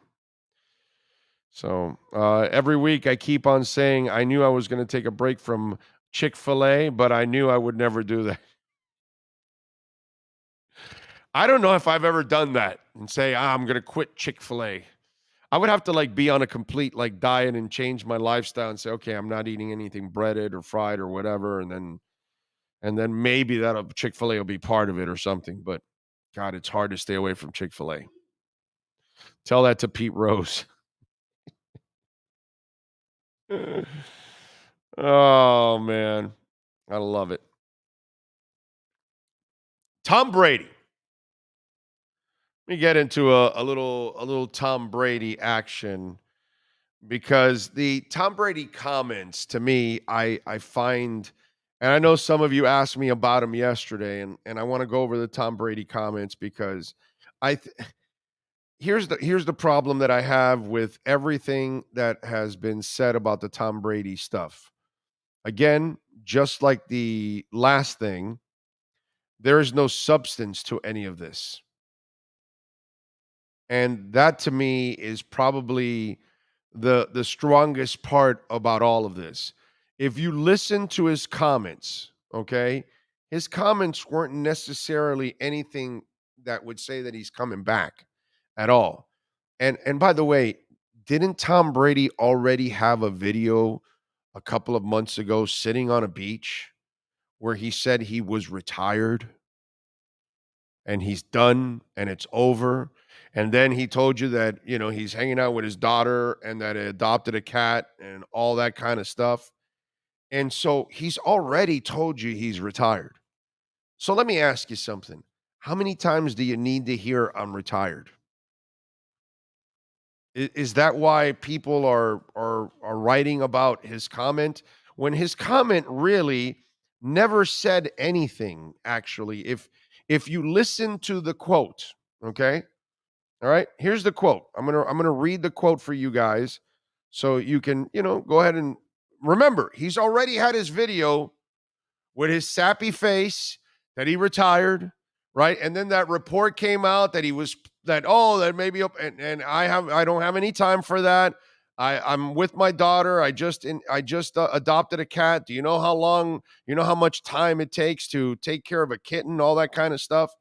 So then again, he goes, oh, man, I will say now that I'm not affiliated with any team anymore. And even though I have some ties to a couple teams, I do have some friends on the Dolphins that I really like, said Brady. I wouldn't say I'm necessarily rooting for them all the time, but I root for my friends to do well. What does that say? Where in that quote does it say that he's not retired? Where does it say that he might come back? Let me read it again. On his It popped up again Thursday. Brady was in Miami to speak at the Emerge America's Technology Conference. Brady, 45, was asked whether he would come out of retirement to play for the Dolphins given the time he's spending in South Florida. Oh, man, I will say now that I'm not affiliated with any team anymore. He already told you he's retired. He reiterated that he was retired. And then he says, and even though I have some ties to a couple teams, because that's why they're asking, because he's in Miami, okay, I do have some friends on the Dolphins that I really like. That's it. And then he says, I wouldn't say I'm necessarily rooting for them all the time, but I root for my friends to do well. Where does that indicate that he's leaving the door open? Where does that indicate that he wants to play at all? In that quote, where does it say anything? How many more times does he have to say he's retired? And maybe that's what it's all about also. That's it. And then you've got people, oh, well, he doesn't squash it. Asshole, he just squashed it on the beach 2 months ago. Then he squashed it again with his comment with his daughter and the kitten. How many more times? He just told you, man, I am not affiliated with any team anymore. And even though I have some ties to a couple teams, I do have some friends on the Dolphins that I really like. That's it. Friends that he likes. Not that he's willing to play or contemplating or anything like that. And then he says, I wouldn't say I'm necessarily rooting for them all the time, but I root for my friends to do well. Where is that talking about coming back, contemplating it, not retired? Nowhere. Again, narrative, let me create something so I can get clicks, so I can get people to watch, so I can get my name out there, so I can get my website, my newspaper, whatever it is. But anybody that tells you that he didn't squash it, he's already squashed it. And there, in this quote, he said nothing. All he said was that he roots for some of the players on the teams. And of course, I have some ties to a couple teams. Well, he played for the Patriots and played for the Bucks. So of course he's got ties to a couple of teams. That doesn't mean anything either. But let's make it more than what it really is. That's all. Let's just make it more than it really is. Why? Because we didn't hear retirement for the third time in the last 2 months. This is why. Even though he never said anything about playing, he never said he was interested. He never said he was talking to anybody. Nothing. Nothing was said in that statement. But it's the off season. We're bored. Basketball, hockey, and baseball and soccer can't carry enough. So any nugget that they can get from the NFL, let's spin what Tua has to say this week. Let's spin what Tua has to say next month. Let's spin however I got to spin it in order so I can get some hits and attention to it for whatever Tua says or whatever Brady says.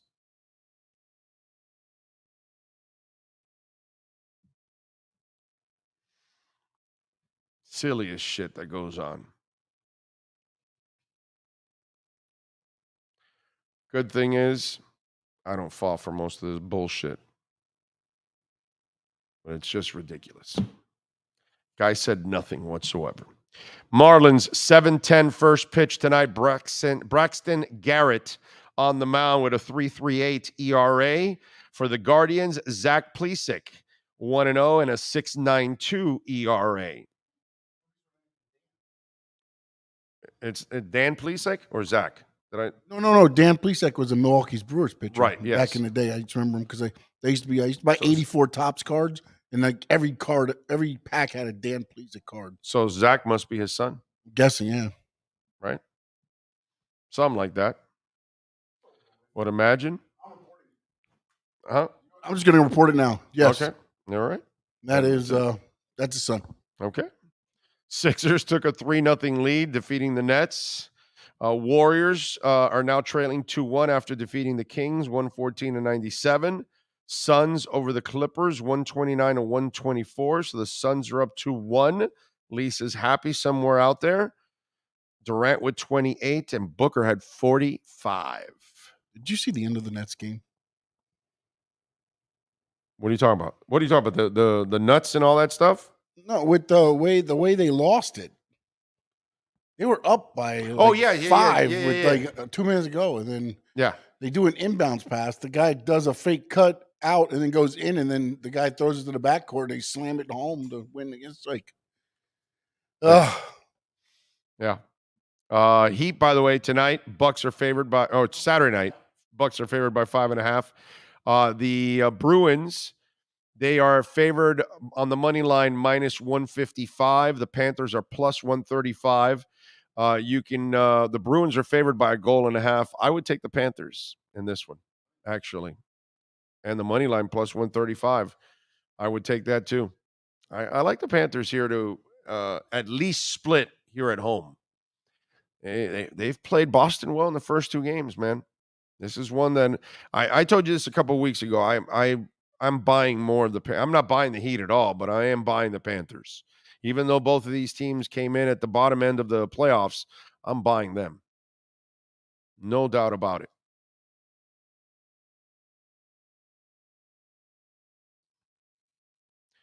Did you see Mark Davis?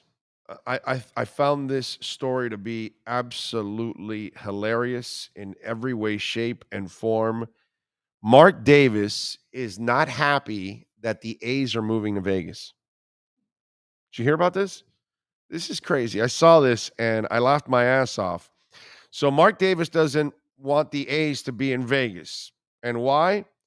Well, according to the Las Vegas Review-Journal, Davis holds a grudge regarding the way the A's handled things when the two teams shared a venue in Oakland. He says, I won't forget what they did to us in Oakland. They squatted on a lease for 10 years and made it impossible for us to build on that stadium. They were looking for a stadium. We were looking for a stadium. They didn't want to build a stadium. And then they went ahead and signed a 10-year lease with the city of Oakland and said, we're the base team. The move, in Davis's mind, killed the Raiders' chances of remaining in Oakland. That marketed the team as rooted in Oakland. That's been their mantra through the whole thing, Davis said. The slogans they've been using have been a slap to the face of the Raiders, and they were trying to win over that type of mentality in the Bay Area. Well, all they did was fuck the Bay Area. Davis got what he wanted, a sweetheart deal from taxpayer stadiums and arguably the better market, but still blames the A's for the relocation of the Raiders. For them to leave Oakland without anything is pretty screwed up, because that site, the stadium, was a good site. We ended up in Las Vegas, which is absolutely fantastic and couldn't be better, but the A's never gave us a real good chance to stay up in Oakland. Now, if the A's come to town, Davis says he has no interest in cooperating with the baseball team. Not with that management group. I just have, again, a lot of personal animosity towards the front office. But with new management group, absolutely. Now, here's my problem with all of this. Lies. It's all Thompson twins right now. Lies, lies, lies, yeah. You know why? Oakland's too broke of a town to support pro franchises. Let's be honest. Let's just call it like we see it. There's a reason why the Warriors are gone and went to play in the Bay Area. There's a reason why the Raiders left, and now the A's have left. You guys can talk about the leases and what you could have tried to do. Problem is, you're broke-ass owners. That's the problem. Mark Davis, broke-ass owner, and the A's owner, I forgot the guy's name, another broke-ass owner. Just like the San Diego Chargers, just like the Cincinnati Bengals. You know, there are certain ownership groups that they're either incredibly cheap, Bidwills, or you are broke compared to the people you compete with. That's why when you're the Chargers, you are now a tenant because you're a fucking loser. Because an NFL team should have its own stadium with the kind of revenue streams that you can create. But you're a loser and you couldn't come up with a deal in San Diego, so now you move it to Los Angeles and you piggyback on the Rams and you hurt your team because you cannot produce the same kind of revenue you would with your own stadium. But you're too cheap to put up money for your own stadium, so you need the public to foot the bill for the entire stadium. And obviously, Vegas was stupid enough to foot most of the bill, and the Raiders put some, but obviously Las Vegas had to put most of it. Oakland can't do that. So let's not lie about what Oakland is. And I'm sorry if you live in the Oakland area and you're butthurt or whatever it is. But the reality is that Oakland is too much of a broke-ass town to be a pro sports team town. This isn't the 50s and the 60s and the 70s and the 80s where money wasn't an issue. We're in the 2020s. Money is big. You want to compete in college football? You need money. You want to compete in the pros? You need money. And you want to compete in the pros? You got to be a big city that can produce. And Oakland is not a big city, and they don't deserve to be a pro city team. Period. End of story. That's all. So the A's are a broke-ass club that can't do anything on their own anyway, unlike Stephen Ross, who can do lots of things on his own if he feels like it, like he's done with the stadium, putting hundreds of millions, $600 to $700 million into that stadium. And then he built a practice facility and the F1 race and the tennis courts. And, I mean, money, bro. He's got money to make money. That's the difference. The Raiders and the A's, they don't have ownership groups that can make money. So broke-ass owners in a broke-ass town like Oakland is a combination for a disaster. And that's what's happened in Oakland. So it's not about the A's. It's not about the Raiders. It's not about Oakland. It's about all of them. Okay? You know who the A's, the Raiders, and the city of Oakland are?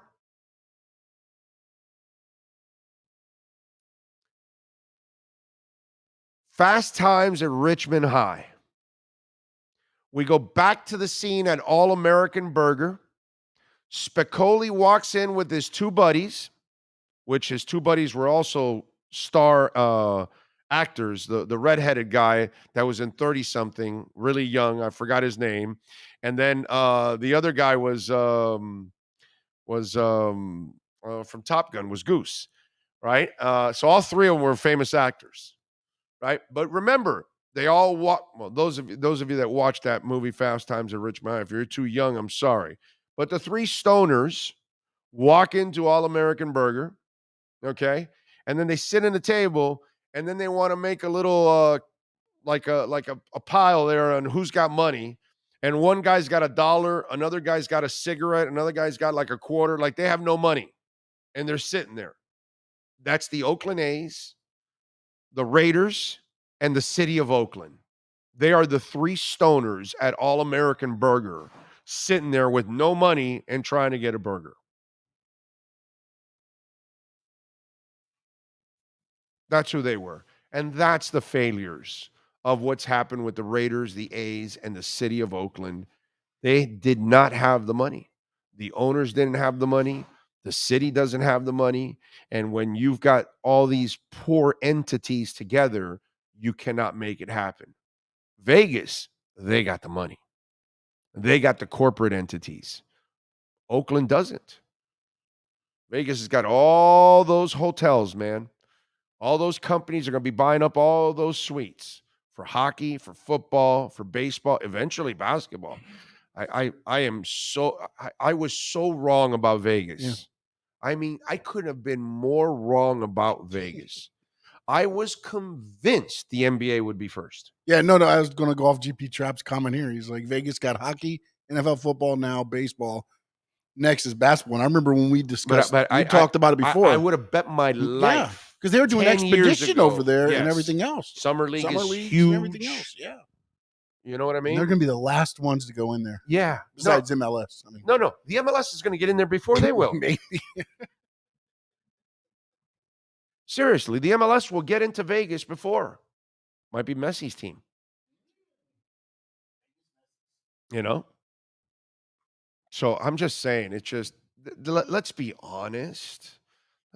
Let's talk about what really went on. And Mark Davis is a phony. And the A's ownership group is garbage, dude.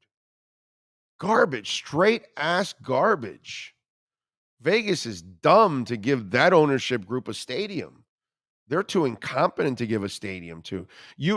Public-private partnership has to be done with great ownership groups. because you have to be the other party has to be able to carry their weight. You can't do it with the Jeffrey Lorias of the world.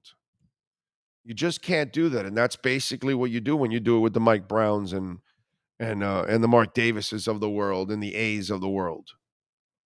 That's your problem. No shirt, no shoes, no dice. Learn it. Live it. Big up Phoebe Cates in Fast Times for the win. Think of her every time I hear the cars moving in stereo. Yes, sir. Yes, sir. Phoebe Cates is a smoke show and a half. She is, man, that woman was so hot. It's amazing, really. Yes. So somebody in the chat, I was looking earlier, I looked it up real quick. Tua's odds to win NFL MVP in 2023. Odds? Is it like a blank to one? No, it's a plus. It's a plus. Okay, so I'm gonna go plus 2,400. No, they have better plus 1,400. Wow. It opened at plus 1,000. I'm not sure what's changed to where he went up, but okay. It's Burrow and Mahomes are plus 650. Right. Josh Allen's at 750. Okay. Justin Herbert's at plus 900. Jalen Hurts at a plus 1,000. Then Tua and Trevor Lawrence are at plus 1,400. God, I'd bet Tua over Herbert 100 times over. They've got Lamar Jackson, Aaron Rodgers at plus 1,600 with Dak Prescott. Wow. Dak Prescott. Okay. Really? Trey Lance is ahead of Brock Purdy in the odds. So, okay, those are some screwed up odds. All right, let's take a break here. Hour number 3 is Cam Wolf ready to go. We will unleash the Wolf Pack next. There's no need to drive around South Florida wasting valuable time looking for a new or certified pre-owned Acura. Go to the #1 volume sales dealership in the Southeast United States. Craig Zinn's Acura of Pembroke Pines. Purchase with pace and space in a dealership tailored to your needs. From home buying to providing that personal touch. Contact the 2020 Satisfaction Award winner Craig Zinn's Acura of Pembroke Pines. 888-776-5123. That's 888-776-5123. Or visit them at 15601 Pines Boulevard in Pembroke Pines. Welcome to Red Light Therapy, a revolutionary technology perfected by NASA to aid in muscle strengthening and recovery. Red and infrared light has the capacity to penetrate deep into the cell's mitochondria, potentially leading to increased energy, faster recovery, and the optimal performance your body demands. Train, fight, recover. Welton Rayom has more than 62 years of litigation experience handling insurance disputes. They're committed to resolving even the toughest insurance claims quickly. Call them for a free consultation. 954-966-4646. At Welton Rayom, they don't get paid unless you win. Property damage claims to your home, business, or condo as a result of a hurricane. Welton Rayom can help. Water, mold, fire, smoke damage, Welton Rayom can help. Call 954-966-4646. When you move, you need a reliable company led by passionate folks, eager to assist its customers during a transitional process that needs to be smooth. Call Essential Moving Experts at 844-368-5750 for all your local and long-distance moving needs. You can rely on Essential Moving Experts. Mention the Big O Show and get $150 off. Family owned and operated, they offer free 30-day storage, full-service moving, fully licensed, bonded, and insured. Moving was never so easy. EssentialMovingExperts.com. The viewpoint, statements, or beliefs expressed on the following program by the host, guests, or callers are not necessarily the opinions of FantasyXS.com, Media Group Inc. ownership, management, sponsors, or website. We unleash the Wolf Pack. As we get the latest in the NFL and the Miami Dolphins with our KSDT CPA Pro Football Report with NFL Network insider Cameron Wolf. KSDT is one of South Florida's largest and one of the country's fastest growing accounting firms. KSDT CPA is a full-service firm that also excels in crypto. Visit them at ksdtcpa.com or call 305-670-3370. Here's NFL insider Cameron Wolf. All right. There we go. There's the man. Now, Cam, I know what you're doing already. I heard already. Yeah, I heard that you called the A's to find out when the Phillies are playing in Vegas because you already want a weekend of watching the Phillies and the A's partying in Vegas. By the way, isn't that awesome that we now have a baseball team that we can go visit in Vegas and go party and it's so cool because in baseball you can go for 3 or 4 games, dude. Right. So you get to see your favorite team. You can make a whole weekend out of it. Yeah, man. Yeah, you're right. There's not a lot of like super cool baseball destinations. Like, yeah, you can go to New York and see the Yankees. You can see historic stadiums, and Los Angeles, right? But there's not a lot of, there's Vegas in there. There's New Orleans in football. There's no New Orleans in baseball. There's none of the true party ones. Like Miami is there, but people don't really go to the Marlins game as far as destination the way they would. I mean, if they're going to Miami, they're going to Miami. It's not because they're going to a Marlins series. Right. So yeah, it's baseball needs one of those party destinations to make it a weekend. Yeah, definitely, man. I thought it was really cool for it. And in the end, look, I'm sure there are great people that live in Oakland, but it's really not a major league town. And that's the sad part, that when money didn't matter as much in the 60s and the 70s and the 80s and maybe into the 90s, but like college football, Cam, things have changed, bro. And you got to have big money to compete in pro sports, and your cities have to have that. And that's why I think Oakland has lost all their pro teams, because it's probably not a pro town, unfortunately. They probably don't have the population, and they probably don't have the corporate structure. Like in Vegas, all those hotels are going to own all those suites. So they're going to have the corporate money there, and that's really hard. I don't see corporate money in Oakland. To me, there needed to be more collaboration in the context in that, like, every time I go to the Bay, everything is so separate, San Francisco from Oakland. Like, to me, although they are very different cities, they very much are different cities, you collaborate in those perspectives to make it best for both teams, in my perspective. And I don't know if it's San Fran or it's Oakland that's not the city that's participating. Oh, I live there. San Fran wants nothing to do with Oakland, bro. Right. Well, that's holding Oakland back. They need. I don't know if you're probably you don't want to kiss their butts. The fancy, the proper quote unquote side of town. You don't want to have to do that. But to make the money work, to make the cooperation and the fans work, to have fans come to the stadium and support your teams, you need the full buy-in of the area. There's no San Fran baseball team. You need San Francisco people to treat Oakland as their baseball team. Same way, the Warriors, I feel like, have been adopted by both sides of town, which is why they have had success, and they probably won't have to go anywhere, right? But the other cities, it has not seemed to cross over in the same respect. I don't even know if all the San Francisco folks were truly Oakland Raiders fans. They might have, been all over the place too. So yeah, to me, that's the biggest part of it. Like you see in Dallas, right? Dallas is Dallas Cowboys, but everybody in the DFW area, Fort Worth, Arlington, all those areas, the Cowboys are their own. Dallas Cowboys play in Arlington. They have a facility in Frisco, which is the suburbs, and their name is Dallas. And they all get along. They're all are cooperating there because that's their team. Right. I feel like that's the key to having it work in those cities where you may have more of a hub than a true one city. Same for Miami, right? If Fort Lauderdale was like, oh, no, we're not going to support any Miami teams. We need a Fort Lauderdale team. They won't work together. They won't work together. But you don't hear people from Fort Lauderdale saying, I'm not a Dolphins fan because the Miami side of it. No.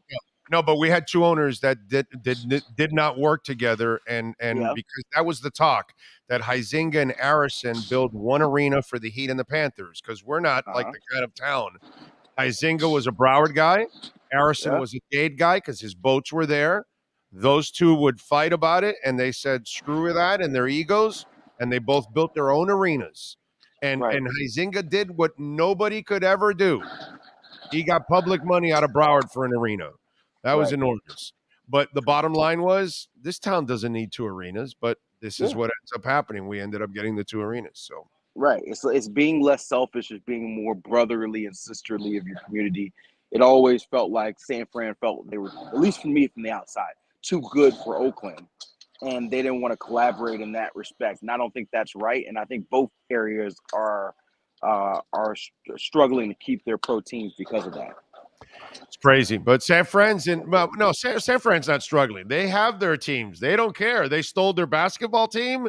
Their baseball team's got one of the nicest parks out there, and their football team is kicking ass. San Fran, right? But you talk about San Fran doesn't feel like they need Oakland. That's the thing, right? But to me, you grow that even exponentially more if you maybe it's not even. Maybe San Fran's carrying 75% of the weight of the city as far as the income and the profits. That's probably how they view it, right? But wouldn't you want to get that 25% growth, including them? And even if it's, hey, I keep my name on it, we make this the San Francisco A's, versus the Oakland A's, but we come in, we put a lot of the capital behind it, and we keep everything here in the Bay Area. To me, that would be something that would have been the conversation that I would have went to before. Hey, let's give it up. Let's sell it to a different city. I mean, it's good for everybody else. Like I said, more teams in Vegas, the better for all of us. But to me, that seemed like a missed opportunity. All right, let me get to 2 stories that I think just shows how just things are absolutely crazy and wacky, and to me they make no sense whatsoever. First of all, let's get to the Tom Brady story. Tom Brady was in town, okay, and here's the problem that I have with everybody in the media that goes crazy about this stuff. Tom Brady already retired. He was sitting on a beach, with his sad, sappy face, and said he retired and he's done. And then a month later, another story came out, and he says, "Guys, I don't have time for that. We just adopted a kitten with my daughter, and we're busy." And then he has this thing here in town, and when he was asked again, he says, "Oh man, I will say now that I'm not affiliated with any team anymore. And even though I have some ties to a couple of teams, of course, he played for the Pats, he played for the Bucks. I do have some friends on the Dolphins that I really like. I wouldn't say I'm necessarily rooting for them all the time, but I root for my friends to do well. That's it. Yeah. Nothing else.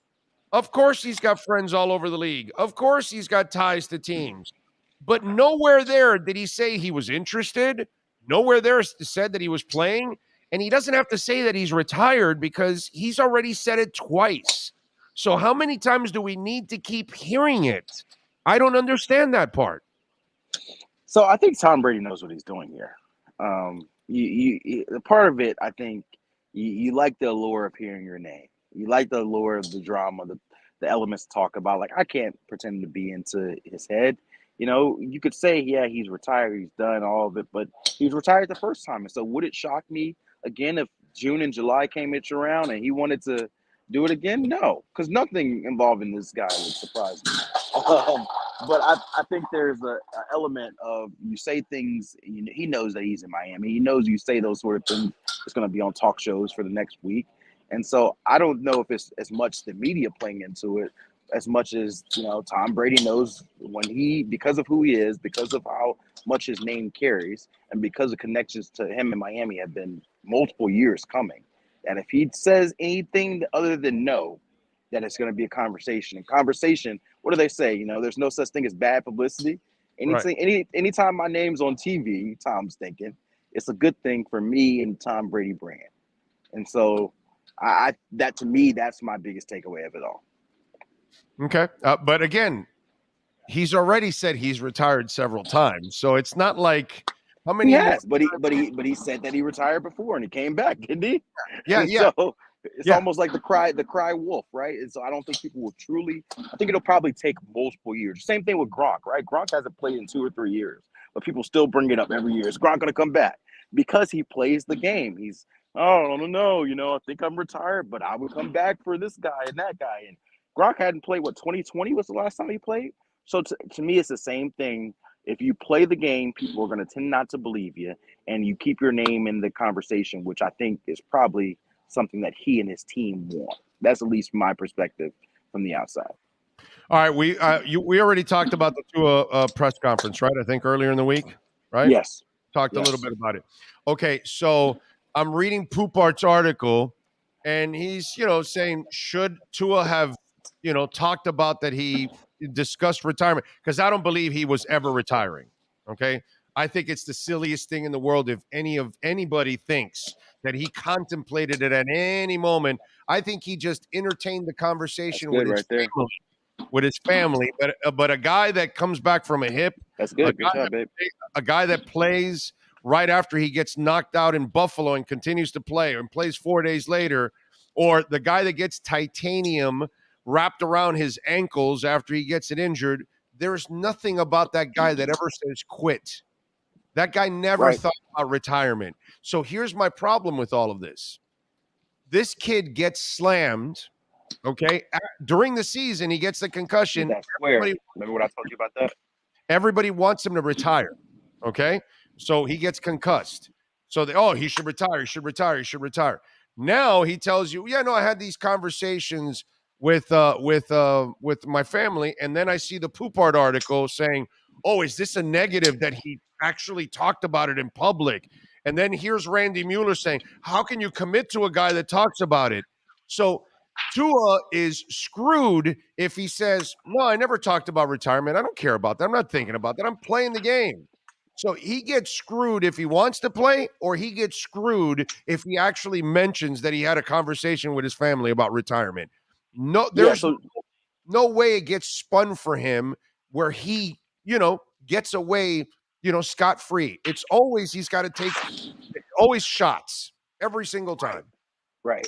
So here's my perspective on this thing. I will never discourage players from talking their truth. Like, I always want to hear the authentic version of that. Too often we hear the cliches. They say something because their PR team or their agent, or they feel like the fans will react to a certain way. And so I actually was happy that he was sharing a perspective that maybe we don't get to see of him.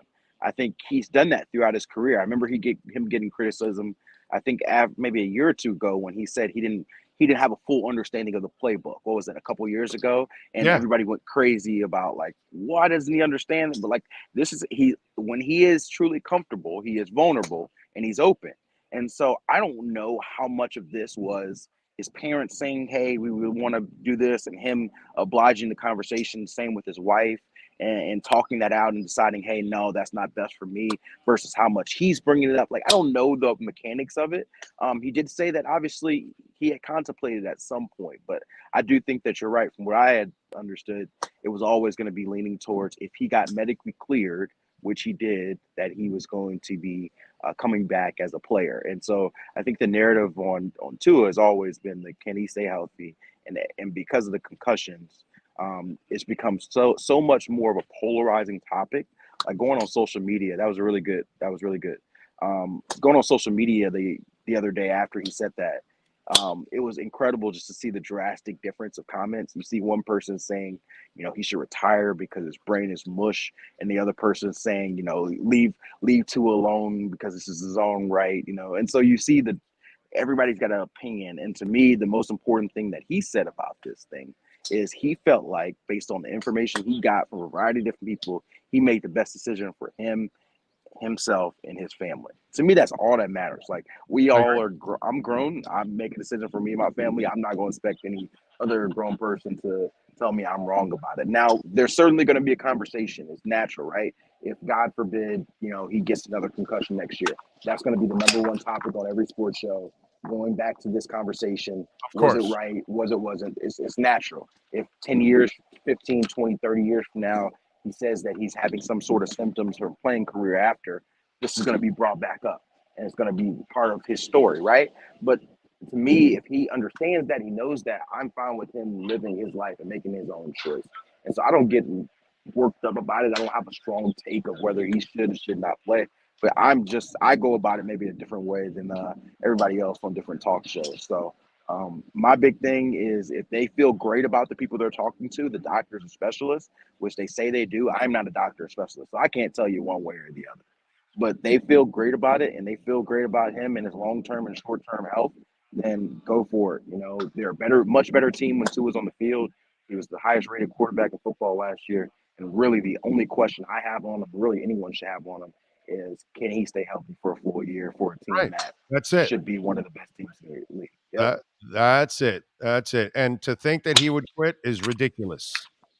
Absolutely ridiculous. It's like let's say your wife is a cop. She got in a shootout today. You think she's not putting on the uniform again tomorrow? Right. As long as she knows the risk, right?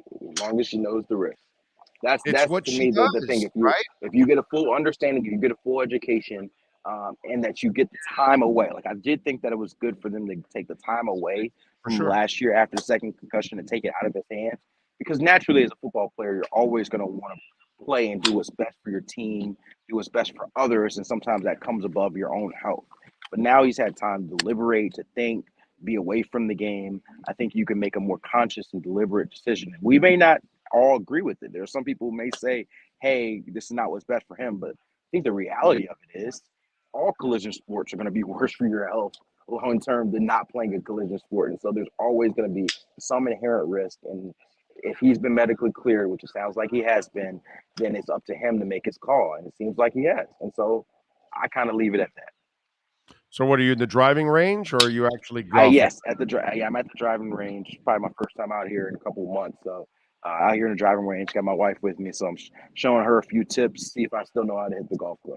Get the hell out of here. She's going to kick your ass all day long. Absolutely. No, absolutely. Yes, this is going to happen. Yes. Exactly. Just have her spot you a couple strokes. That way, it's a little more fair. That's it. I got you. I need more than a couple strokes. I need like 7 or 8 strokes. Give me a stroke a hole. Spot me a stroke a hole. There you go. Follow him on Twitter at Cameron Wolf. Catch his work when he's not on the golf course on the NFL Network. Cam, as always, have a great weekend. Enjoy the wife out there, my brother. We will catch up next week, my friend. Sounds good. Have a good one, man. You got it. There you go. Cameron Wolf, baby. Yes, sir. We are here at KSDT CPAs. Let's bring up the QR code. Come on, man. The deadline just passed. You're panicking. You're scrambling. You don't know what to do. You know how I tell you all the time, I don't want you calling the insurance companies. I want you to call, my guys, Welton Railman. They'll take care of it. Same thing here. Don't deal with the IRS and all that mess and all that. No. Call our guys here and all the great people out here, all the ladies and men out here at KSDT CPAs, and they will take care of you. They'll get you that extension. Maybe you got to do your business taxes, your personal taxes. Use that QR code. Anywhere you're at, man, you can use it. Phone number, QR code, emails, everything. You don't even have to come into the office, man. You can probably do a lot of it by phone, by video, all that kind of stuff. So call the great people at KSDT CPAs. They will take care of it. And if you own a business, one of the beauties about KSDT CPAs is that they also will work with your business and help your business grow, whether it's payroll, accounting issues, healthcare, planning ahead. Maybe you're looking at the market and what directions it's going in. They will help guide you in that direction to make sure your business is as strong as it can possibly be through the financial ups and downs that sometimes we have no control over. So call the great people at KSDT CPAs. They will take care of you. Got to do your will or anything like that. They will definitely do it. 305-670-3370. Offices in Dade, Broward, Palm Beach, and one is coming to North Carolina also. KSDT CPAs, the Wolf Pack has been unleashed. This has been the KSDT CPA Pro Football Report with NFL insider Cameron Wolf. KSDT is recognized by Forbes as one of the top tax accounting firms for 2022. KSDT CPA is a full-service firm that also excels in crypto. Visit them at ksdtcpa.com or call 305-670-3370. All right. What's up, dude? So Jameson Williams' agents have come out of Alliance Sports and said that he takes full responsibilities, apologetic to everybody. However, it is important to note that Jameson's violation was not for betting on football, but rather due to a technical rule regarding the actual location in which the online bet was placed. He said in which would otherwise be allowed by the NFL, but outside of so apparently he was inside the facility when he placed the online bet, which is why he got the 6 games. So I'm guessing it's the same. So it's not for full season because it wasn't an NFL bet. Yeah, and I'm guessing the bans are probably inside the building. Yeah, or probably NFL gambling. I'm guessing the ones that were indefinite, right? Were probably, or they're still investigating. Yeah. Come on, guys, man, that's just a silly thing to get suspended for. It really is. And he's got so much ability. God, can't wait for tonight's Panthers game. God, I'm like really jacked for the game. Listen, I'm not going to even be watching the Heat game tomorrow night. I'm going to be watching Billy Idol. So, I'm going to enjoy myself tomorrow night for sure. Yeah, I'll be giving a Rebel yell. I just hope he does Blue Highway. That's what I'm hoping for. I'm hoping for a little Blue Highway. Yes. Forgot to tell you. Uh-oh. Apparently Elon Musk paid for LeBron James' blue check. Yeah. I lost my blue check. I haven't decided yet because I love the editing thing. Tyreek Hill took to Twitter and said, but you couldn't buy the check of the best quarterback in the NFL. Oh, so he didn't buy Tua's, huh? No, he didn't purchase Tua's, apparently. Damn. And then there was a fake Daboll account that replied back because there's a Daniel Jones. I looked it up. There's a Daniel Jones that's like just a check with a blue star, and it still has its blue check. So they put down, no, he did, and it was Daniel Jones. I don't know. Should I? What do you guys think? Should I pay for it? Because I love the editing button. That's the only reason, because I screw up all the time, and I have the half hour to kind of fix it, and I really love that. And apparently they're going to give you more words. More video, too. Oh, really? Yes. Yeah. You can put longer videos? That was one of the things I looked at it, and I was thinking that's why I might go with it. I think I might pay for it then. Yeah. The editing thing is the one that gets me. The editing and just because of content. If you can get a longer video up there. I mean, again, that's all you and I are doing. Do you go from 2 minutes to 2.5 minutes? I don't know it doesn't state how much longer you get, but it does stay longer videos. But I know you get a lot more words. Yeah, a lot more words, yeah. So, you know what, for our business purposes, putting the lineup and all that kind of stuff and links and all that, I'm going to have to pay for it. Yeah. I'm going to have to pay for it. Doesn't hurt that stuff gets seen. So I write it off at the end of the year anyways. It's a business expense, so it doesn't matter. So, 'cause it's not personal. It's the Big O Show account. It's for the Big O Show, radio show. So that's kind of what I'm doing constantly, in the end. So, yeah. Crazy. Anyway. Davis Garcia vow to break each other's jaws. So now you want to watch this fight? No. Seriously? Yes. No, you gotta want to watch this fight. This fight I want to watch. Oh, okay. Yes. Okay. Yes. This is gonna be a hell of a fight, bro. Like, this is one you gotta watch. Okay. All right. I love boxing. I really do. And when you get great fights, God, they are awesome to watch. Really are. Houston is hosting Inter Miami on Saturday at 8:30, by the way. Yeah. And if you want to bet Inter plus half a goal, minus 110, plus a goal and a half, minus 340. If you want Houston minus a goal and a half, plus 230. Minus half a goal, minus 120. How about that? They're all right. They're all right. Not great, but they're all right. We're not very good. We've lost 5 in. Was it 5 in a row now? Right? We're 2-5 now. Jesus Christ! We won the first 2. I thought maybe, and then it has gone by the wayside, dude. It has been horrible. What? What's their record? I always get messed up with the MLS standings because they put matches played first, right? And then you're so I'm like 7-3 and what? Or 3-1-3. Yeah, it's pretty good.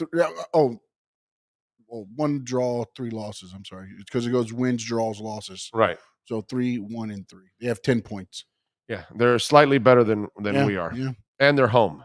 So good news. Nearly all gas terminals are back in service at Port Everglades. That's awesome. I let me tell you, I got out of the concert in Fort Lauderdale 2 nights ago on Wednesday, and I found the gas station right away. I was at half a tank, so I didn't need any gas. As I told you guys, I was super lucky. That was that Wednesday night was the first time I left the house from Friday. So I had not left the house for 5 days. So awesome when you're able to do that. Anyway, and so I went and I filled up the tank right away. So I'm not one, thank the Lord, I did not have those problems. But I'll tell you that $25 membership to BJ's was pretty good. Oh yeah? Yeah. Yeah, that gas, there's a line there, but they had gas. Yeah, them and a few others, but now everything's looks like slowly. Yeah, it's getting back to normal. Getting a little bit back to normal. I didn't see as many bags but again, I still saw lines on the way here. I'm talking Miami-Dade now because Broward Yeah. is a Monster. little bit different monster. Yeah, because I know also though in some areas the mayor also said that I believe it's Fort Lauderdale had said that there probably wouldn't need to be the lines anymore because the gas was getting out to them. Yeah. So thank God it's going to get done. But I got to believe the flooded areas still are probably not getting gas. Those areas right there where they got flooded because they don't get electric. Yep, I'm with you. And by the way, for those of you that might be dealing with some of the weather issues, and you've been dealing with water damage, and you're whether you're in Fort Lauderdale or Dade or Broward or even in the Keys, please call my friends Welton Rayom, the law offices. They've been at this for 30 years practically. Bankruptcy, homeowner property damage, condo damage, criminal defense, business owner claims, commercial litigation, personal injury, all of those things, man. Welton Rayom can take care of you. 954-966-4646. I saw it firsthand when we had somebody, drive through the wall of our house and destroy the wall, and we had a big old gaping hole, and Progressive Insurance was being absolute jerks. Welton Rayom crushed their ass. So don't deal with the insurance companies. Let the lawyers deal with the insurance companies. Okay? They're not going to get paid unless you get paid, and they will take care of you. Trust me. And you're going to get a lot more money with Welton Rayom than you ever will. Okay? Not even close. So call them 954-966-4646. Anywhere you're at in Florida, you can call them. But if you live here or somewhere in the South Florida area, call them. They're in Hollywood, and they have an office also in the Keys too. So there you go. Panthers are game planning the Bruins well in this series so far. Press their defense into even more errors and walk away from those after the play scrums. Tkachuk is doing that beautifully. Tkachuk has been, he's a monster up in front of the goal, dude. Man. Bad news, gas prices will remain high. Of course they will, Rosendo. Please. It's kind of the, Biden and company want to do. They want to kind of force the electric issue, and that's not really what you should be doing. But whatever, man. Doesn't matter who we put in office, Well, you always got a clown show in the office. So it doesn't matter. We're having a fight party this weekend for the Davis Garcia fight. That's a good one. It's a great fight to have it. Live eclipse on Pink Floyd YouTube channel right now. Okay. Enjoy. Spark it up and enjoy is what I would say. Raptors have fired Nick Nurse. What else? Harden calls flagrant 2 ejections unacceptable. What else? Any other big news? No, nothing else. Scherzer suspended 10 games by MLB for cheating. He was a cheater, man. He's a cheater. Max Scherzer. So not only are you great, you also got to cheat, on top of all of that. I'm a little bit confused here because he went to great length discussing about what he did. And then he got a 10-game suspension. Yeah. So where's the disconnect though? Because and then I did read a certain rule that again they had a blue check, so that means nothing anymore. Yeah. But they stated that I guess under the new rules, the only rosin that you can use during the game is the rosin from the rosin bag that the Major League Baseball umpire places out on the mound. Interesting. So I'm guessing he must have been using some Something other else. rosin. It's because some foreign he was substance. adamant that it was rosin. But if it's not the rosin that they placed out there, it's now considered an illegal substance. Right. Yeah. So I'm wondering if this is the first time, or if he was just straight out cheating, because it's just odd that he was really there, like, defending, like it was just rosin. It was rosin. But they all do that every time. Yeah. Very few people ever come out and say, and maybe years later. It happens. Yeah, maybe. Yeah, you're right. Maybe years later. All right. We thank the great people out here at KSDT CPAs. We thank Ira Winderman, Manny Navarro, and Cameron Wolf. We thank all of you that tuned in. If you sent in a super chat, thank you very much. You can send in a super chat anytime you want, day or night or weekends. You can make a donation day, night, or weekends to Cash App or Venmo at Cash Big O Show. That is Cash Big O Show. And, of course, you can make a Bitcoin donation. We always appreciate that. What happened? Somebody said there's a live eclipse on Pink Floyd YouTube channel right now. Yeah, I read that before. Yes. I'm sorry, I just saw That's that. why I said roll it up and smoke it and enjoy it. Anyway, so roll it up, enjoy it, hit some Pink Floyd. We are out of here. We thank Alan and George and all the great people out here, man. Jeffrey, everybody, Mr. Tarabolis, just great support. As always, from the KSDT family, and we appreciate it immensely. We will see you all on Monday morning. Same time, same place, same bat channel. Have a great one.